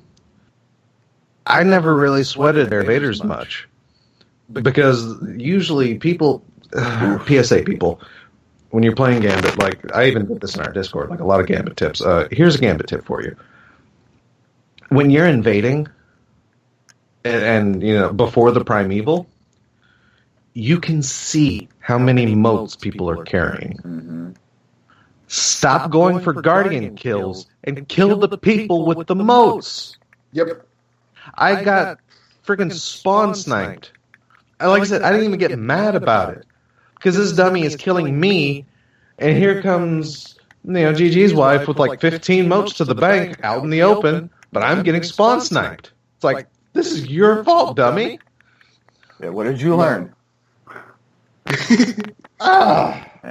And those are the teams that lost. Exactly. And dude, I'm telling you that Warlock Kamehameha, dude, is so good. It is so good for that. Those knives. The knife? Yeah, remember that one boss? Remember that he was... Okay, we literally freaked out because he had like 2/3 of his health left. And then all of a sudden, knives came out and he was dead. Like, it was stupid. That's why I chose knife. That's why I'm choosing knives for my hunter because of that one play. Yeah, it's. I mean, it came to a point in Gambit I'm actually starting to learn. It's like, oh, he's down to this. In fact, I even said it in, I think, our last match. Is like, oh, he's down to this. It's time to end it. Pop super, just done. It's all right, we win. Yeah, man, we had a good little squad going, man. That was fun as hell. Oh, and I found out there's an exotic piece that might be like Orpheus rig for knives. I might actually never go back to Gunslinger if I get that exotic. I might actually. This knives might be the thing to take me off my Nighthawk. Holy shit! I know, Man, it's there's a lot of exotics that are really, really good right now. I'm starting to realize that. I'm looking at like different exotics. yeah. They are, especially with random perks on them. If you get some good random perks plus their static perks, you can get some really good stuff that makes a lot of play styles very viable. I mean, there'd be times I invade, and like I might get a pick, and then it's like, oh, there's two people in front of me. Oh, he's aiming some kind of like one-hit weapon at me because I see a light at the end of his weapon. There's another person standing next to him. Oh, pop my super, double down, I win. See ya.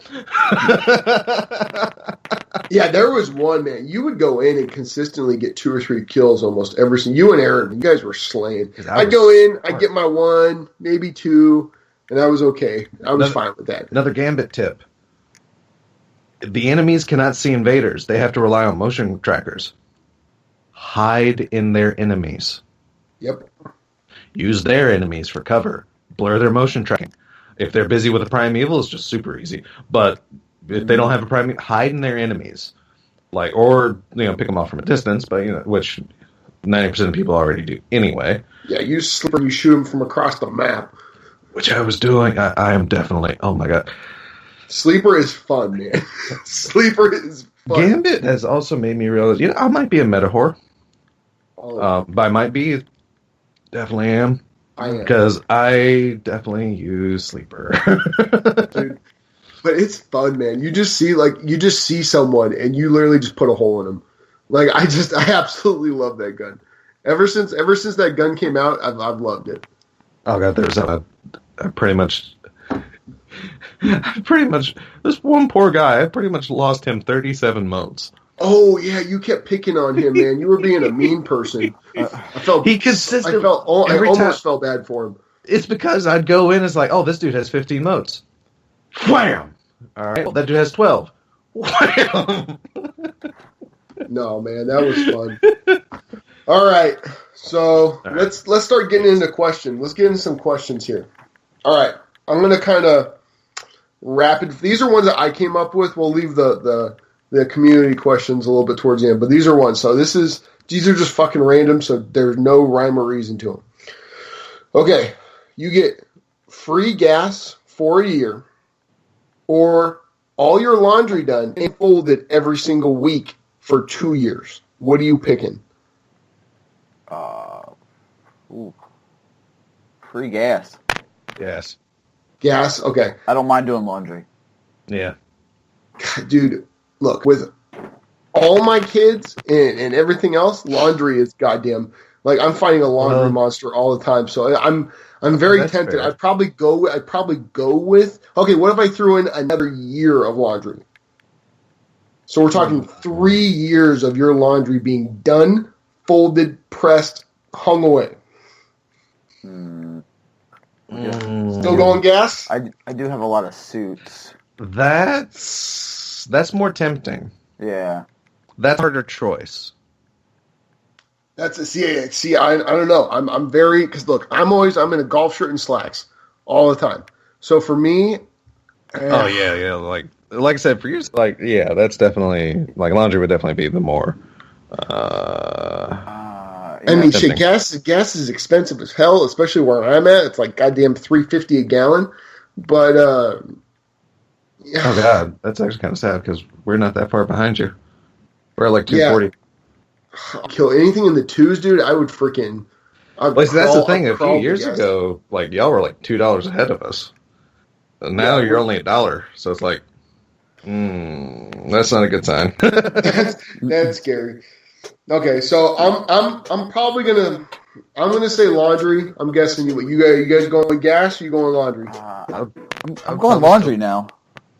I myself would probably still go gas. Yeah. Okay. Yeah, I'm going laundry because I just realized I have two different sets of clothes because I work, in warehousing. You kind of got to have your warehouse clothes, and then I go out and look like a normal human clothes. Yeah, but my normal human clothes aren't that fancy. Okay. I still wear like video game shirts and crap. I'm a nerd. You can spot me in like a mile away. Well, yeah. Giant freaking, in fact, I'm wearing it right now. Freaking giant shirt with the Triforce, like a really nice Triforce with like the Master Sword in the middle. There's Castle Hyrule on one of the Triforces, Triforce emblem up top. You can spot me. If I'm not wearing like a sporting shirt, like one of my sports teams, I'm probably wearing some kind of comic book shirt or RNG shirt I was wearing around the other day. Hey, buddy.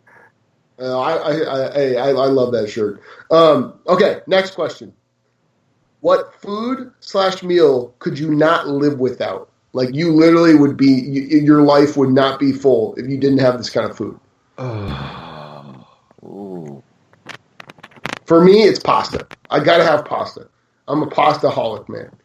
For me, it would probably also be pasta because, like once or twice a year, my wife does like this chicken parmigiana as like a special meal occasion. Ooh. Yeah, it's so good. But yeah, so as the general, pasta would probably. Pre-workout does not count as a meal, Buster. Fuck you, barbecue chicken wings. That's not a good one. Okay. Another question coming up soon, so I'm excited for it. Okay. Best sci-fi villain not named Darth Vader. Scorpius. Sci-fi villain. For me, Baron Harkonnen on Dune. Ooh, good grab. That's a deep grab. Isn't that? I was watching that movie. Come on. I'm a sucker for Dune, man. And freaking, being able to pull heart plugs and float around. Come on, the floating fat man is the man. Best sci-fi villain.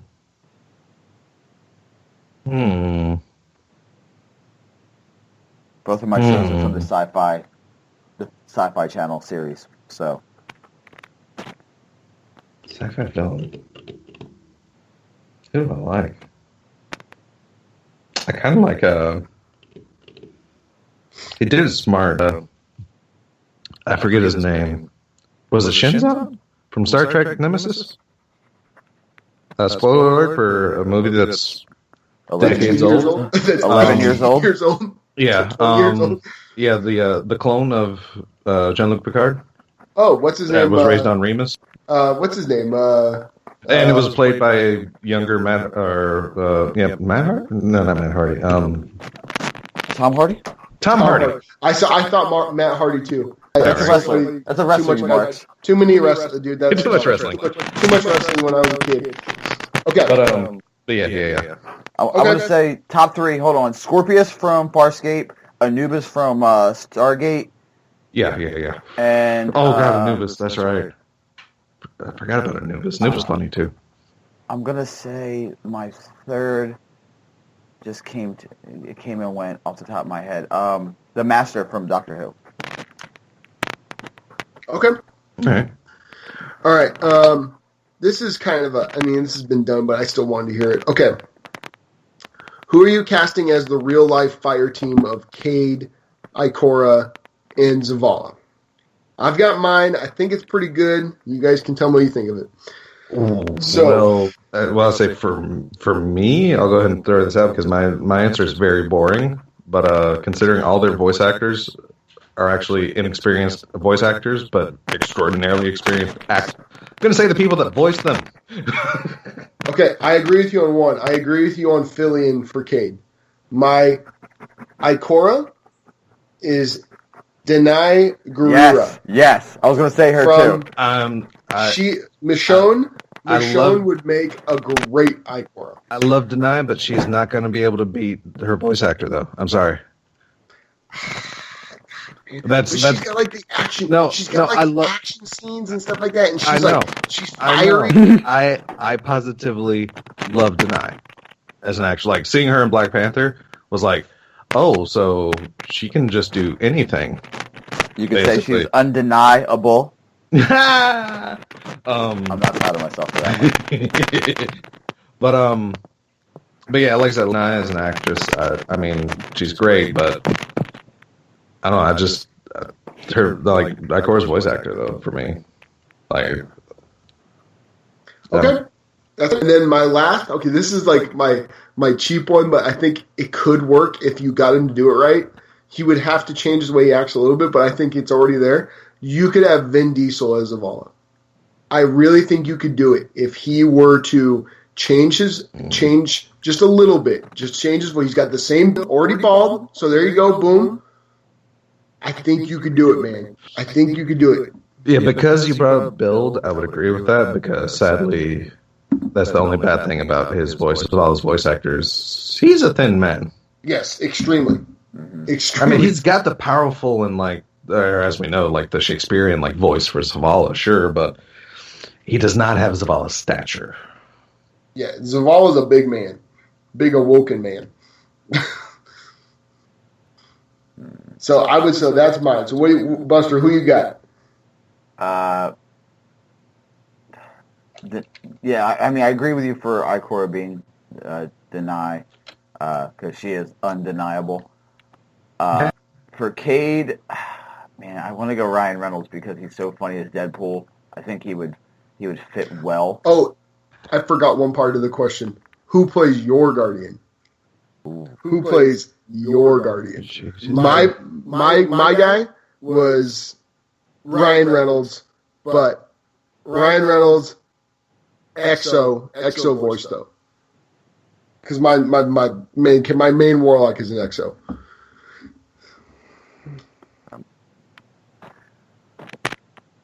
For Zavala, I mean,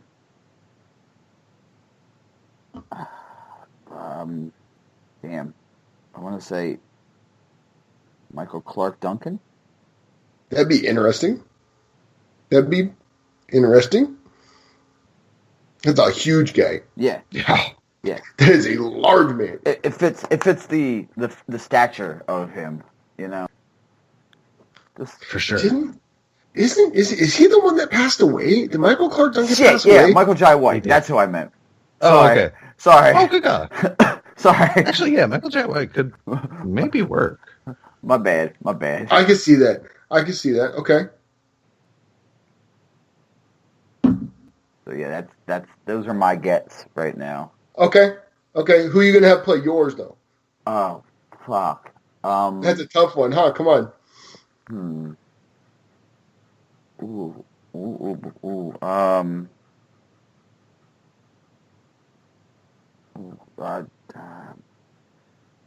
Charlie Hunnam from what movie was he from? God damn it. He played in King Arthur. Oh, okay. Charlie Hunnam from Sons of Anarchy. Sons of Anarchy, yeah, and he was in Pacific Rim. Yeah. 100%. Okay, that's a cool one. Des, you got somebody? I kind of do. But anyway, also to specify, Korra's voice actress is Tina Torres, who was actually Zoe in Serenity, and is currently Lauren in Westworld. Things of that nature. So. Okay, so she's already got the sci-fi chops. Exactly. I mean, I wanted to say she was also in Fringe. Maybe. Oh, of course, yeah, she was so in the Firefly TV series, obviously. I was wanting to say she was in Fringe, but I guess not. Oh, wow, she was actually in Hercules. Holy crap. Anywho, for my Guardian, you've said it before, like in BBB I have this evil streak, but the dark, okay, Des embraces the darkness. When that motherfucker, when he sends him over, that fool becomes dark. Because the maniacal laughter that I hear from him murking people, oh man, it gave me a little bit, gave me chills. I think he would be able to pull it off. because he does light rolls and he does do these darker like assassin flicks, but Keanu Reeves. Interesting. Okay, I like that. Yeah. I like that. He's intelligent. He's also a little goofy. But like I said, John Wick shows that he also be super serial and dark. So, yeah. All right. I like it. So let's get to some of these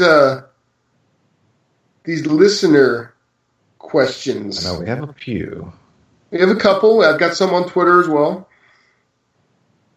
Let's see. Topics. I'm gonna have to scroll up. I'm doing the same. I'm doing the same thing right now. Okay. All right. We got Phoenix. Yeah. There you go. Found it at the same time. Nice. Yes, we got Phoenix, who's saying if y'all are playing D2 or Spider-Man more, come on, you really got to ask that question. Even though I'm a comic book guy, I'm actually not interested in Spider-Man much. Not right now. Maybe if it hits a sale at some point in time, I'll give it a shot, but forsaken. So okay, I could give a shit less about Spider-Man right now. In typical Phoenix fashion, he asks, he goes, best I can think of is screw, marry, kill, Amanda Holiday, Petra, the Queen. Ooh, this is a tough one, man. Like, who to kill? I'm killing the Queen. I am marrying Amanda Holiday and probably, screwing Petra. There we go. I can deal with that. I actually agree with that. My reasoning's why. The Queen, her intentions may be good, but she's not trustworthy. It's like she's always plotting. So that would be my kill target. Definitely marry Amanda Holiday, because Petra seems like the type of person that if you end up cheating on her, she will kill you.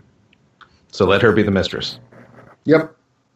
Let her be the one night thing when you've had a little too much at the old cantina, and plus she got the one eye thing going. So I don't know if I want to be married to that. Buster? Kill Holiday, marry the Queen, bang Petra. I knew that. I knew that was coming. And okay, Laz. I feel really bad about. I didn't read what you asked us to read because I've got way too much shit going on right now, and I'm lazy as hell. But Laz pretty much goes. Laz goes. There's a lore entry entitled "Where Loyalty is from the book Most Loyal." It describes Varix during the prison outbreak. Read it and then answers. What do you think Varix is up to, and when we see him before Destiny 2 Year 3? Actually, I'd love to have you read the entire entry of the book, Most Loyal, and give your thoughts. I can at least give an opinion on where I think Varix is and what Varix is doing. I do actually have the entry up now. Oh my God, Laz, this entry is huge. Yeah, it's monster. Yeah, that's what I'm saying. I saw it. Jesus Christ. I love you, bro, but nobody got time for that. I do, because I read it. Okay. Summarize, TLDR. Give us the cliff notes. In essence, what happens is Varix is experimenting with the dark ether. He's the one.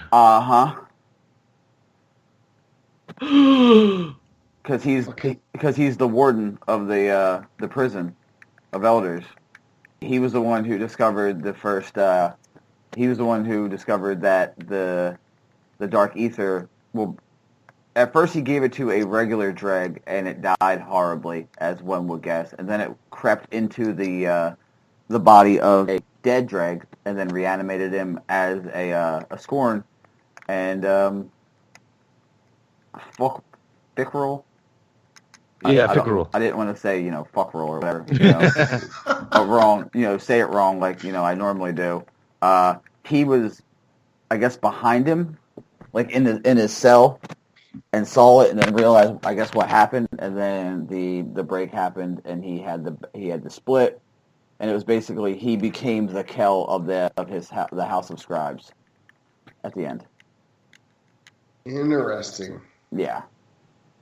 Because the house, right? That's his house, right? House of Scribes? House of Raen? God damn it. Wasn't he? Yeah, no. Does- House Raen? House of Scribe? Because he's the scribe, right? They're like the law of the Elixni. Isn't he House of Judgment? House Judgment. There you go. He he's became House the Judgment. Kell of House Judgment. Well, he's the last of the Judgment. Well, he took the... Well, when you're the last, you are the Kell, right? Yeah. Well, at the end, he said, I become Kell, da-da-da-da-da, yes. So. I love Varric so much. I hope he doesn't turn into a bad guy, although he'd make a pretty good bad guy, because he's kind of but this is also so sad. Oh, yeah. Because, it's Varric's also, thinking, it's they called me betrayer, I who was most loyal. They do not think I hear words. Bug, insect, fallen. Oh, this is super sad. God, man. Getting me all sad right now. I'm all happy now. I'm all sad for Varric. He gets called names all the time. They were basically the people in the prison were being racist, in essence. Goddamn freaking son of a bitch freaking people in the... Yeah. Ugh, that sucks. I feel bad for Varric now. The book's not that bad. Actually, I read all the lore for the Prince. Oh my god, yeah, because it's true to Varric, though. I mean, Varric is trying to bring back the old Elixni way somehow. Oh, Christ, this is so sad. It's at first I'm like, oh, screw Varric, he made the thing, and then it's oh, he's tired of the racism. That's it. He was tired of racism. Being called you think he's gonna revolt a little bit, huh? Do something of that nature? Not really, No. Because Or one is of the he just lines. depressed? Well, yeah, one of the lines is the great machine stood in judgment. Elixni fell to fighting of hate. Cannot stomach this hate. He doesn't like what the fallen are. He just wants the Elixni back. To be honest, he wants their golden age back. Well, yeah, he sat there and because when they talk about what's his name. When Skolas was there, that's the reason why he left Skolas, is because he saw the atrocities he was committing. Yeah. You know what I mean? And that's... Ugh, man. Yeah, the last line is no choice, he repeated, chuckling deep in his throat. His voice was calm. Elixni must rise. Yes? Ugh. That leads a... He could possibly be... That could possibly lead to an allied, Elixni. Mm-hmm. An actual allied race. Yeah. Maybe. But, at the same time, he has to do something to differentiate what we see as fallen. So, I don't... it's going to be a long time. If we do see him again, it's going to be a long time. Yeah. This is going to be a slow developing thing. Yeah, this seems like a very, it's a teaser to something that might be... Because this opens up a lot. If they go down this path, you can make an expansion off of this. So yeah, Varric was basically working on ether and is responsible for the corrupted ether that the Scorn use. But made a few better choices, but thank you for the content, Varric. Yeah, it's so sad. So, but he actually orchestrated the prison break also. He basically shut everything down to let everyone loose. And then This is... God, man. I'm a big Varric fan, so I'm hoping he doesn't go doesn't go completely if we have to kill him, I'm going to be so sad. I'm going to be sad pulling that trigger. I'm going to be sad doing that. If we have to kill him, I'm not going to be happy about it. Okay, so let's go to a completely non-Destiny question. Which is worse and why? Sweats or sticky balls? And that's a legitimate question with the heat that's going on right now. Sticky balls. Oh, man. As far as the why, swamp ass happens. It happens. Yeah. But sticky balls is usually an indicator of something else wrong with your life. Yeah, exactly. That means you need to go take a shower. Well, no, there's like swamp ass and bog balls. I mean, I think that's what he means by stick balls. I would assume. If not, why are you putting honey on your balls? But whatever. No, but that's what I'm saying. I don't judge anyone, right? You do what you want. You do you, boo boo. That's what it comes down to. Hey, may I remind you of the frozen gummy bear story? No, I don't judge anybody ever. No. I don't judge anybody. Do whatever, don't apologize. So, I get it. Look, I'm probably, I can, dude, teaching outside all day, the swamp ass happens. There's nothing you can do about it. But, dude, man, no, so I'm going to get a little too graphic here, so we're just going to leave it at, I prefer the swamp ass over the swamp pretty much. I'm with you on that one. All right, let's see. We have weird people who listen to our show. I wouldn't have it any other way. No, neither would I. Very much like Nate Fu. What is the best way to combine pre-workout and booze, flavor and quantities? Let me just tell you from listening to personal experience, the best way is to not to. Don't do it. When you get all tingly and you have a lot of energy and then you're drunk, that's when bad things happen. Yeah, you never quite get used to it. But if you really must know, I will give you the recipe. Oh God.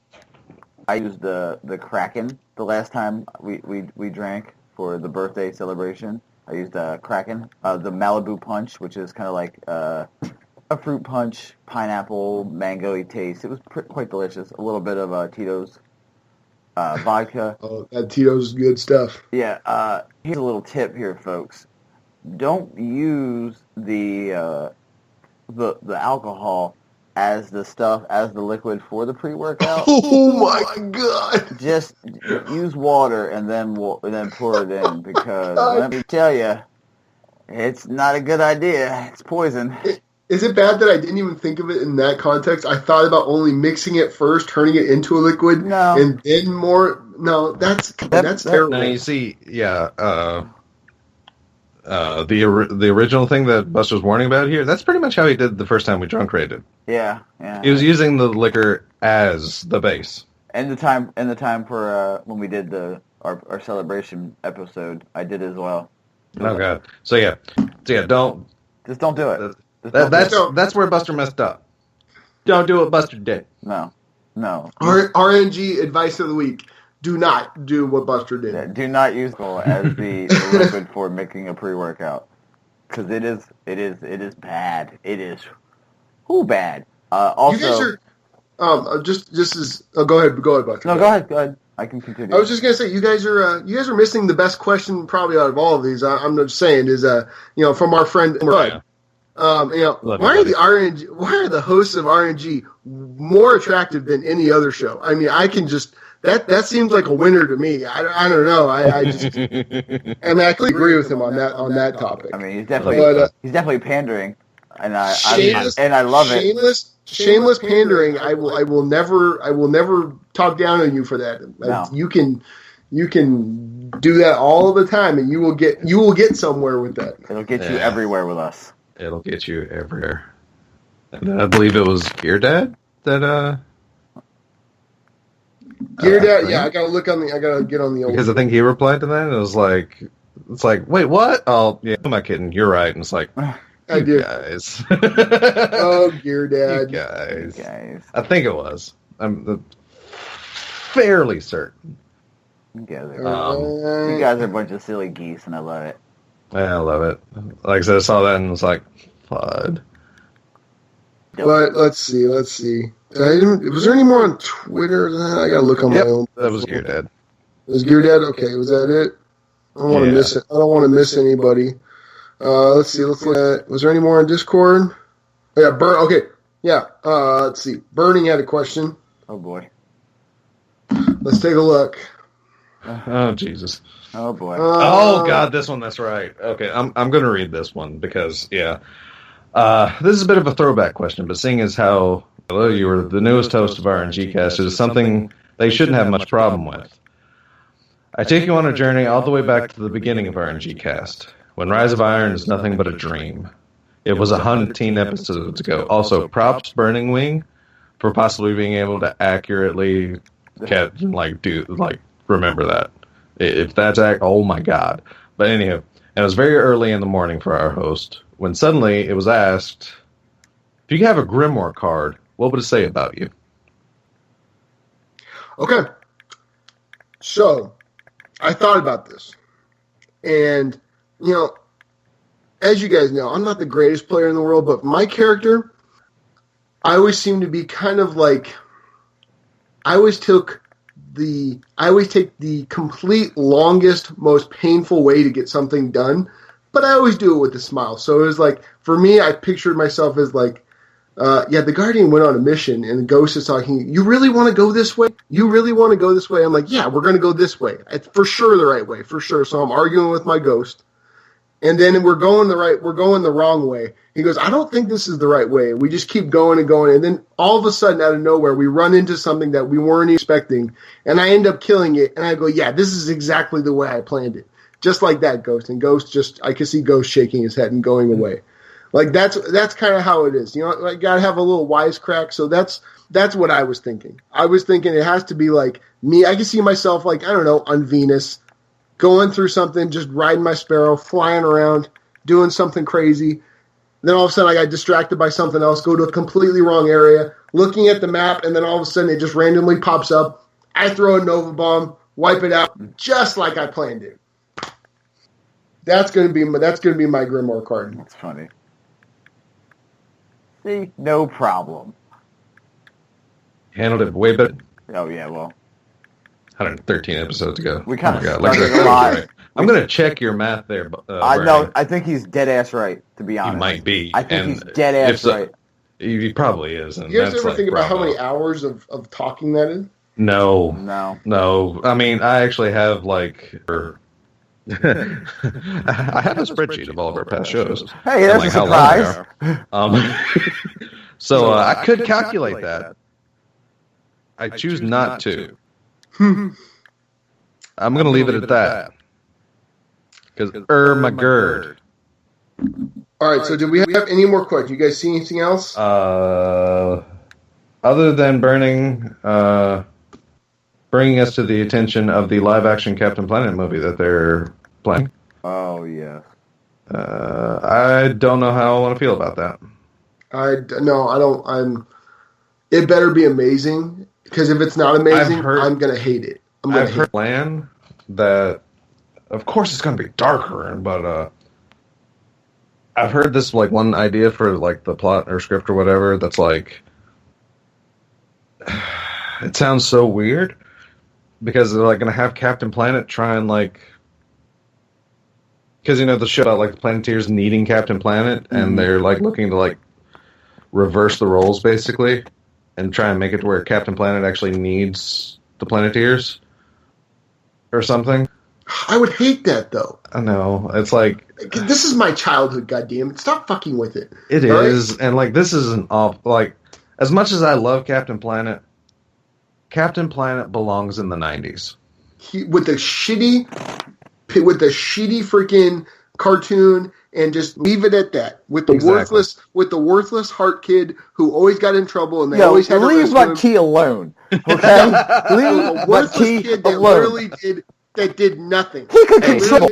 Now wait a minute. He had an entire episode to himself, though. He could control everyone. He could control people's emotions, dude. But he was a crying bitch. Oh, it doesn't. He was a crying, emotional bitch. Because he had what's inside. He had what's inside, Double G. He had heart. Okay? That's why he was chosen male. I got a heart, too, all right? It's black, but I still have don't. No, you don't. Dude, I am over that guy. And every time I was a kid and I saw that, my inner comic book guy, worst episode ever. It was terrible. Every single time I freaking saw that kid where he had a starring role, done. He was the heart of the group. He was literally Cage 6 of Captain Planet of the Planeteers. But he wasn't funny. He was It doesn't matter, though. It was the 90s. Nothing was funny. No, No. there was okay. Give me the other kids. Give me the useful powers. I didn't want heart. Oh yeah, heart. Yeah, Wheeler? Wheeler? Great. You want to talk about Wheeler, the fire guy? Huh? You want to talk about him? Man, Oh, what about- at least he had some personality. He did, because, I mean, that was like a gang member, basically. Yeah, exactly. Wasn't he a redheaded kid? Yes, that's why he had Yes, fire. okay, that's exactly, yeah. See, there you go. The freaking kid, all he did is heart, and then everything likes me. Or, oh, I could sense its feelings. Oh, okay. Which also, for a darker Captain Planet, giving the gang member the power of fire may not be the smartest thing ever. Oh, Lord. Okay, hold on. Oh, All right. Kwame, with Earth, who was He was... voiced by LeVar Burton, by the way. I know, right? Wheeler. Like, that guy was our childhood. What At least about my childhood. what about He Linka? freaking Reading Rainbow. Yeah. What about Linka, Jordy. the one who got hooked on smack, and because of her, Captain Planet couldn't fly for fucking an episode? Remember that Yeah. episode when they summoned him and he just had to walk everywhere? How about the time he had to take an Uber to go fight Horace Greeley or Loot and Plunder? How about that? Yeah. Also, Captain Planet I'm villains getting the are feels awful. right now. I'm the feels right now. They are terrible villains. Oh, They are they're terrible. awful. They are the worst. They're not trying to rob banks. They're not trying to kill people. Environmental They're just sabotage. Okay, ready? They're just trying to fuck up the planet. Like, literally, they're just trying to fuck up the planet. They don't want any money for it. They just want to destroy the planet.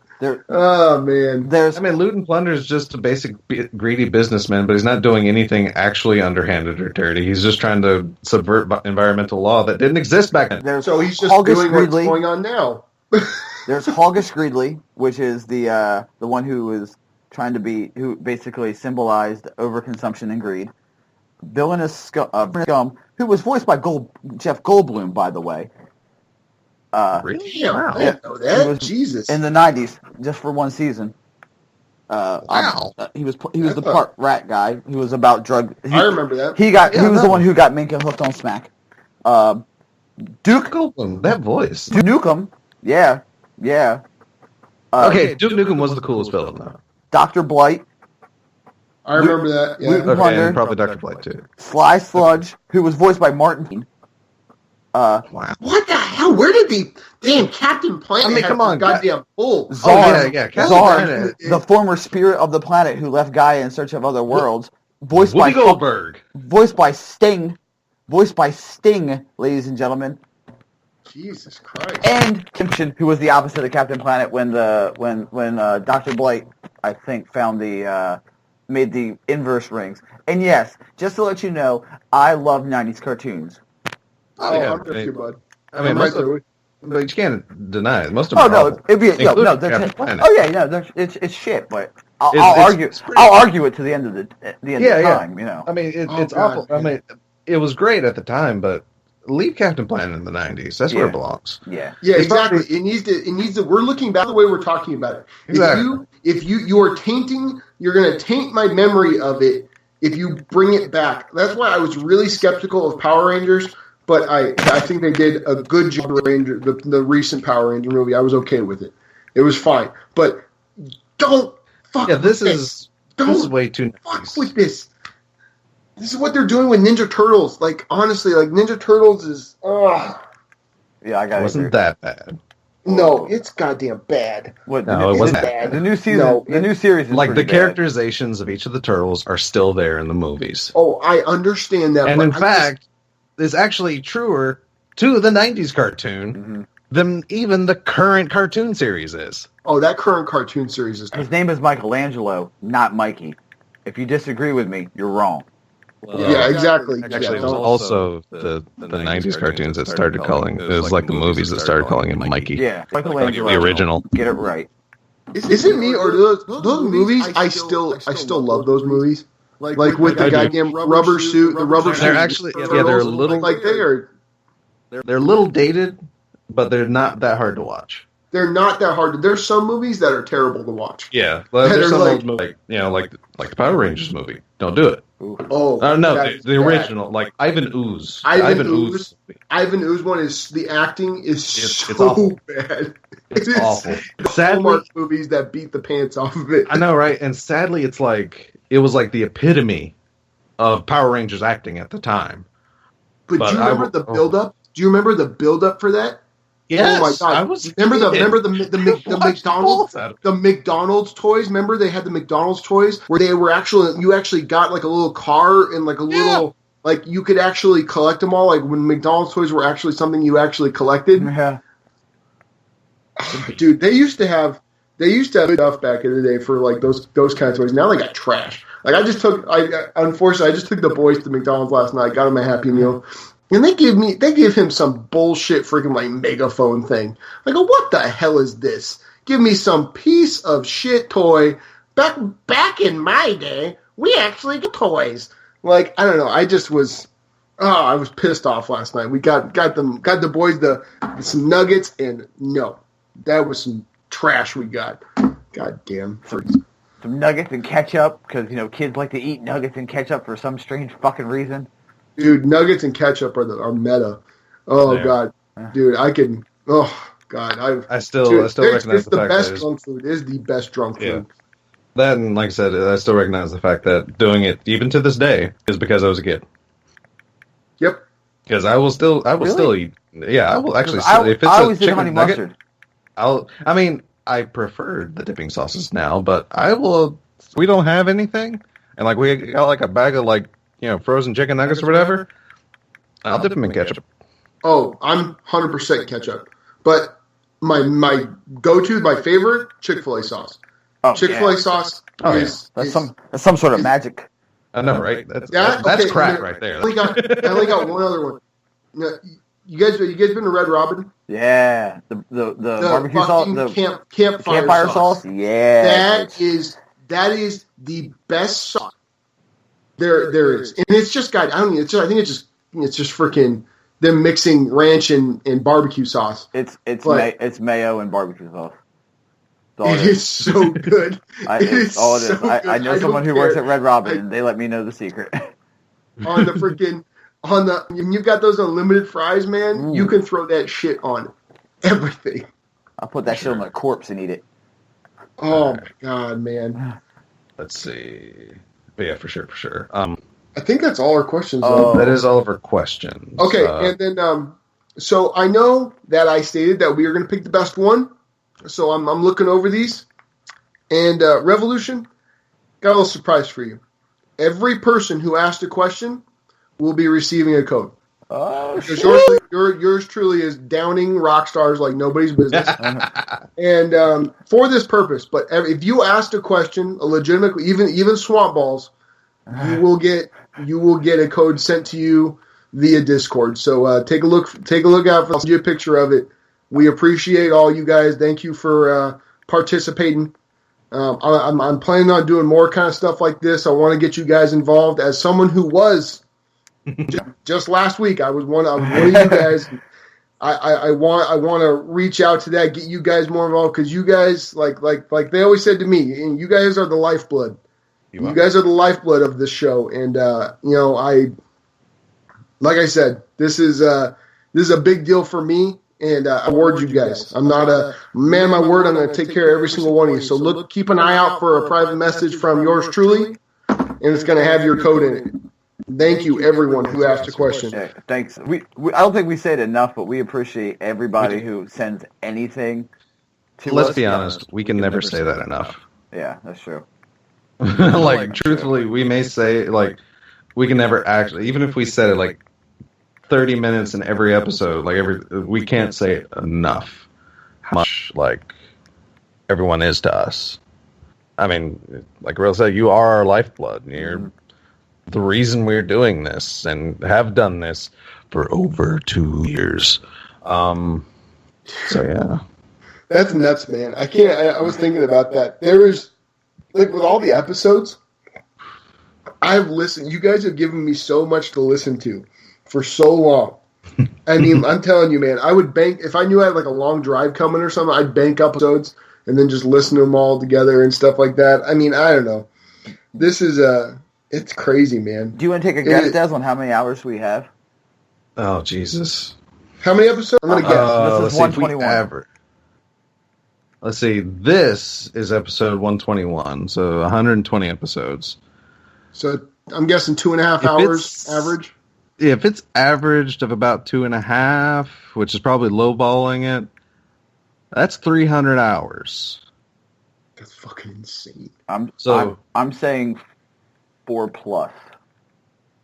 I'm gonna say So I'm gonna actually 347. That's what I'm calling right now. 347 hours. That's my call. I'm saying 360. Okay. I like that. And I'll go high because I know we have a couple in there that's like 4 hours, 5 hours. I know for, you know what I mean, like. Yeah. So that's I think, you taking the law of averages is a safe bet, but I don't think it's. I mean, I don't know. Laz, you're a scientist. Do the math. Yeah, Laz, figure it out. Stop Wait, working that's for another Pat so show. much. Do That's some stuff for us. that's another show. Wait. No, not seriously. Because Hey, the last segments of Baz are hilarious. By the way, those motherfuckers like to throw shade over here. They like to throw some shade towards our long cast. Oh, You know don't what I mean? think I don't catch these things because I'm not sure. Guess what? There's a fire team now over here. There's a fire team now over here. There's something called private matches. Right? You motherfuckers want to go? We can go.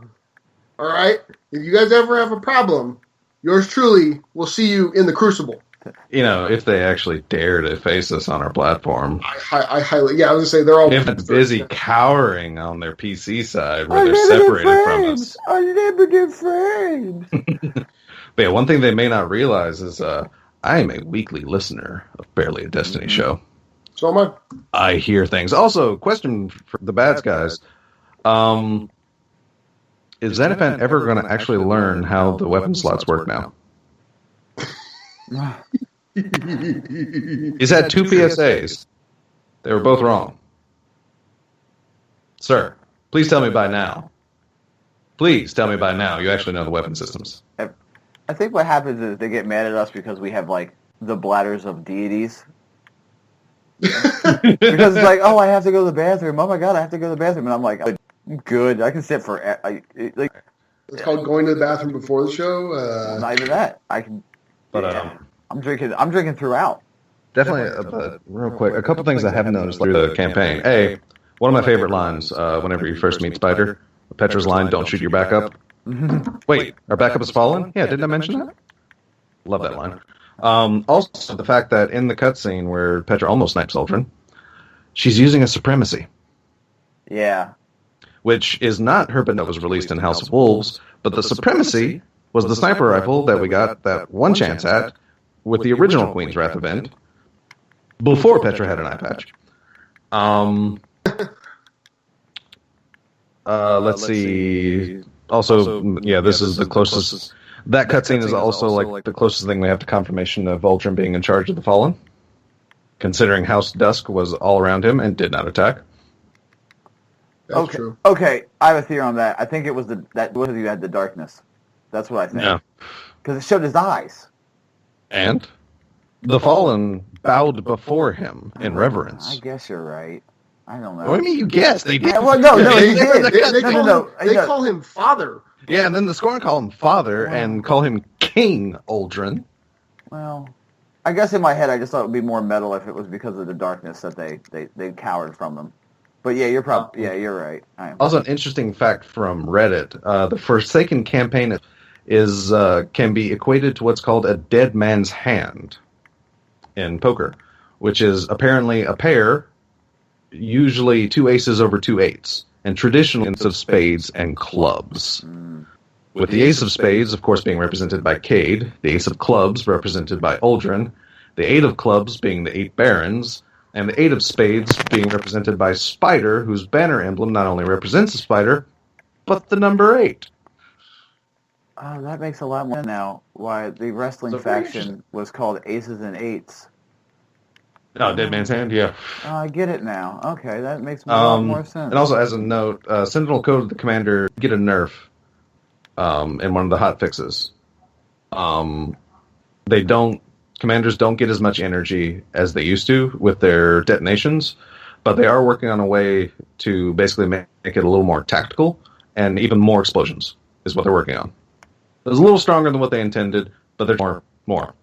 Big bada boom. Because the devs have mentioned, like, with this upcoming change, you'll, of course, get, like, more detonations, and the possibility you use the detonations smartly to actually still get, like, that same amount of energy. And those are the last of my spottings through the campaign. Oh, and the Arc Charge chests in the Dreaming City are really cool. Yes. Because there's chests with those 3, like, things around them. You have to find arc charges that are somewhere in the area and bring them back to that chest and lock it before the chest disappears. Oh, that... Okay, I thought I had to kill, like, a witch or something. I was looking like a crazy man. Yeah, there was, like... Because I noticed an arc charge first. Like, I went into an area and I noticed they're sitting in, like, the sensor bowl. So I picked it up and then I looked down and, like, just down from it was one of those chests. So it's like, oh... So then I looked around and I found a second one, but it disappeared before I could find the third. Yeah. So I don't know what's in those chests, or if they're better chests or not, but a really cool mechanic. Okay, side note, before we go on, because I know Double G, you got a hard out soon. Hey, thanks for telling us there's a Bleach live-action movie on Netflix. Oh, yeah, Bleach. Holden. Oh, my God. And also Burning in our Discord. Yeah? Was that Burning that made mention of that in Discord? Yep. Oh, no, that was Double G. My bad. That was really... My bad. But yeah. I knew it was somebody, but yeah. So shout outs to both. They're like, oh my God, because I saw it on, like, a mention on Twitter, and it's like Holden added me and Buster, and it's like, oh, wait, what's this? But yeah, it is. This is the I could smell a Patreon episode, like it says in the old Discord there. That I think that should be it. That should be. I will totally watch it, and I hope I will. I know, right? That's the whole key. Like, Netflix originals are usually pretty okay, but I mean, they're 50-50. It's still like a live action anime. Not many. And those are very 50-50. I think the only good ones were the Rurouni Kenshin movie. I think that was the only good one. If you say Death Note, I'm gonna kick you right in your fucking teeth. Right, straight in your chop. What'd you guys think of Full Metal? I take that back. It was okay. It was okay. I have not watched it because the first one that came, like, Death Note live action, is like, I don't care about Death Note. People are crazy for it, and it's just this passive aggressive guy people's names in a notebook. That's it. That's me. I have no draw to go see that. Ruin the anime in 7 words. That's what Jess just did. Passive aggressive guy writes names in notebook. Okay. That's like it. It never interested me. It's like, yeah, cool. We might have character arcs and, like, something else happens. It's really cool. I'm sorry. It starts off as a passive aggressive guy that writes names in a notebook. Right.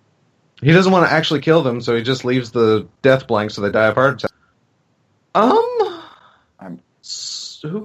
That's like every nerd's dream, basically. Yeah, I was just gonna say this is the nerds like getting revenge on people's dreams. So Death Note never interested me, and because of that, I have not watched the Full Metal Alchemist live action. Just think of it as far as the storyline goes. It doesn't go that far into the story. Like for a movie, it doesn't go. It focuses on one point. Yeah, and that's like my worry about the Bleach live action, because they're showing, like, iconic scenes from the first episode. Yeah. It's like, if this is only like an hour and 40-minute movie, that's like 3 episodes that's going to cover? Exactly. It doesn't cover that many episodes. I mean, it kind of jumps forward a little bit, but, I mean, I thought the people that they got to play the homunculi were very good. Okay. They looked just like the cartoon. Mm-hmm. But, I mean, it's just like the anime. But, I mean, I don't know. It's kind of one of those things where I was kind of in the middle about it. Okay. Yeah, for sure. Here's where I sit on this. We watched Zombievers. Oh, no, I'm sorry. We watched Zombies. So I will watch the Bleach movie because I love Bleach. Just for the simple fact of I want them to play the goddamn fight riff. If they play the fight riff, I'll be happy. Oh, yeah! Oh Metal yeah, out. that part. Oh yeah, that part. I love that. Come on, man.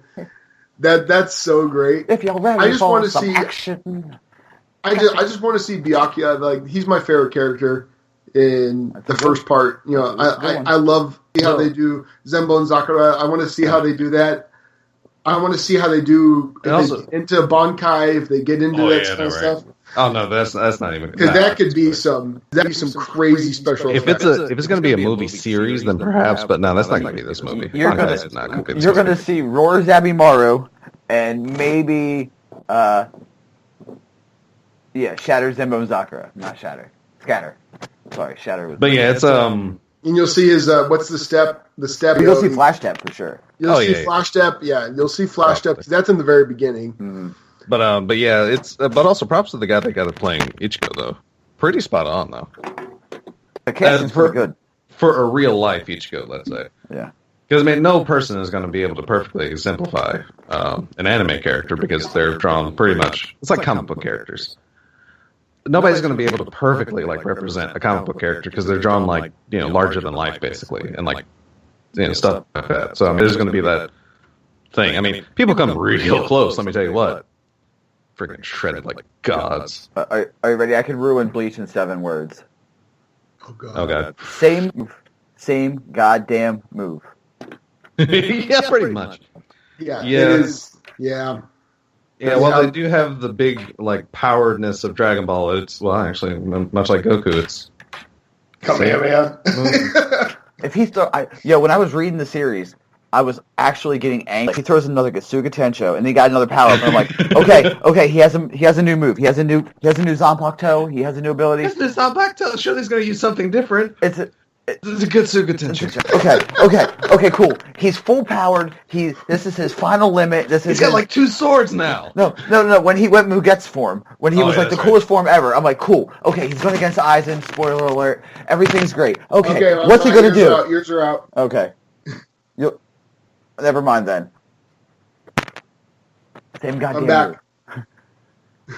Okay. Because I have not seen him fight Aizen yet. Oh, okay. Well, he's going to fight Aizen, obviously. I know he's going to fight Aizen, but I don't want to hear anything. Oh, you were. I'm so far behind. I'm still there. They're still going into Waco Mundo where I'm at. Oh, Jesus. Yeah. Oh, wait. No, you Waco have. Mundo? Yeah, when they go to rescue Orihime. Isn't that after time skip? No. No, that's No. okay. No. For some reason, it's been so long since I've watched because I stopped watching. Okay, it's actually Waco Mundo that around where I stopped watching. Oh, then you missed one of the greatest. I've missed a lot. You missed one of the greatest holy shit moments. I probably know about it, but because I have read up.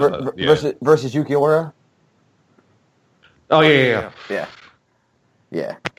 Yeah, because I kept up with it. It's just kind of like Naruto. I stopped watching it for a while, but then it kept up with what was happening. But yeah, same. I'm exactly the same.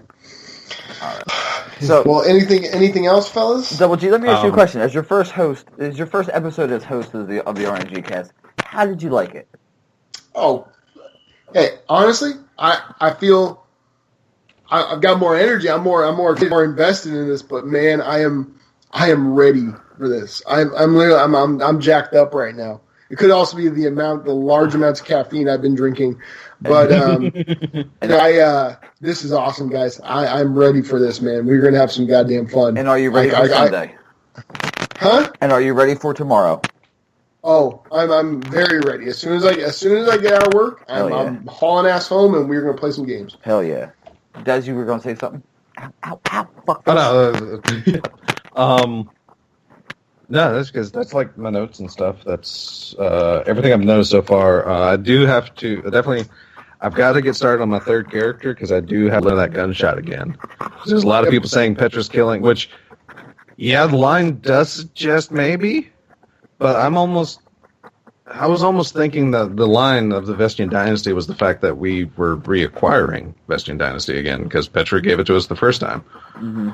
So, I mean, I don't know the gunshot again because it sounds like a normal gunshot. It doesn't sound like Vestian. It sounds like a normal gunshot. It's a normal gunshot. It's not the pew Vestian Dynasty. Exactly, because Vestian, come on, it's a nil. Yeah. Yeah, exactly. It's a pew pew. But I'm like I said, I'm gonna listen back, but I don't think Petra did it. Like, just personally, I don't think. Like I said, I'm going to listen to that gunshot again and see if it compares to the first gunshot. That we hear, because we know Ultron killed Cade with that last shot. So if that gunshot is the same as the gunshot that kills Ultron, then regardless of how Ace of Spades sounds, it has to be the same gunshot. Yeah. And if it's the same gunshot, then I don't see how Petra would be able to, unless for some reason, for a hot second, we handed the gun to Petra. I was just thinking like he tosses the gun to Petra, but Yeah. I don't think our Guardian does that. And also, guys, this just in, I am now on my second step of the Ace of Spades quest, where I filter 50 enemies in the strikes with hand cannons. So I finally Have fun with that.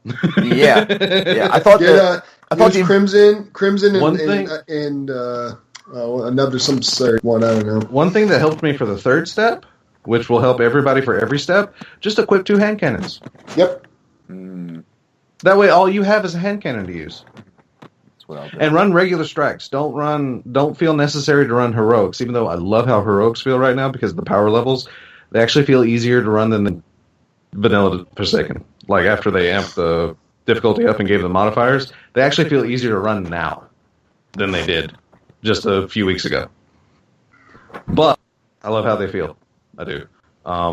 They don't seem god awfully difficult, but at the same time, it's like strikes are back, basically, And even the quote-unquote heroic versions. But I'm not looking forward to actually being able to go through Nightfalls. Or if they've changed much or a lot of this. I haven't tried a Nightfall because I'm still not anywhere near 540. So Nightfall's 540? Yeah. Oh, fuck me running. Yeah. Oh, fuck. I mean, I'm basically at the point in time where I could probably attempt it now because, like I said, my hunter is around 520. So, like I said, I could probably attempt it, but It's gonna be hell. It is. Like doing the first week Ascendant challenge and doing a Spider's Most Wanted, which I've actually done 2 weeks in a row now. That's what I forgot to do. God damn Solo. it. Which, let me tell you what, this new guy, whew, he's something. The cleaver. No, he's new. It's different every new week. one? Oh, I haven't tried. I haven't done this week. We're gonna probably be doing that today. So yeah, I mean, he's rough. He's not as easy to cheese as Cleaver because I balls out of Cleaver. Well, I'll, Double G, I'll be on tonight or later on today if you want to run some hunts. today I have today off. Oh, This is one of the only Saturdays I have off, so we're going to be watching football and playing video games. Cool. Cool. If you see me on, man, shoot me an invite. For sure. For sure. Double G, tell everybody where they can find you on the inaugural episode of the RNGCast, starring with you as one of the 3 hosts. Where they can find you, G. Guys, you can find me on Twitter, Gorilla Golf 1987. Find me in the RNG Discord and several other Discords, Gorilla Golf. Hit me up on PSN, Gorilla Golf. Always send me a friend request. I'll definitely add you. We can play together sometime. Des, go ahead, Bubba. And this is your boy Raven. You can, of course, find me at DES_Raven, where you can at me all you want. People have learned over the years, I try not to pull punches. I try to be honest. But, things happen. I'm human. I love conversation and discussion. Keep things at least attemptingly civil. Don't be a fool. I enjoy civil conversation. But even if we disagree, I'm like, just because you disagree doesn't mean you can't be civil, is all I'm saying. But you can find me on PSN, DES Raven, no spaces. Where you're adding me from. So that way I don't think you're a crazy, like, D2 person, like, trying to add me just because you saw me in the wild. Because don't do that. Don't do that. That's a quick way to get a friend request tonight. So, I see this guy. Let me just add him. No. No. One conversation. Okay. I don't love people. I kind of don't like people, to be honest. I'm kind of like introverted in that manner. I don't like dealing with people. So, I like with people I know. And I like dealing with people I play video games with. I don't like people. But this is derailed entirely. This is Anywho, great. I love It went from I like people, I don't like people, to I don't like to people. I really don't like people. I don't like being around people. It's why I'm grocery shopping anymore because I don't like people. Oh man. I don't want to. If I can pay all my bills online, I'll do that because I don't want to deal with people. I'll pay a convenience charge. I don't care. I don't want to deal with people. This is Buster Knuckle. You can find me on Twitter at BusterKnuckle13, PSN BusterLister113. If you add me, please put in the text something along the lines of RNGCast, or, whatever it is, because I don't like people either. So that's a little fun fact. You can find this podcast, the RNGCast, at the RNGCast on Twitter. You can email us, theRNGcast@gmail.com. We have a Patreon, patreon.com/the RNGCast. At any level of support, you get free episodes. Well, not free episodes, but exclusive bonus episodes where we will watch terrible episodes of terrible movies that you guys suggest to us. I guess this one will be Bleach. That being said, The new Tremors movie is still in the backlog and in our minds. yes, I still have not watched that yet. No, neither I'm have I. saving first reaction for that page. That will happen because the last Tremors movie we did turned out to be some secret amazing movie, pretty much. Yeah. This is episode 121 of the RNG cast. Pete's eating my arm. We're out. Later, man. May the RNG gods be kind to you, Guardians. See you all next week.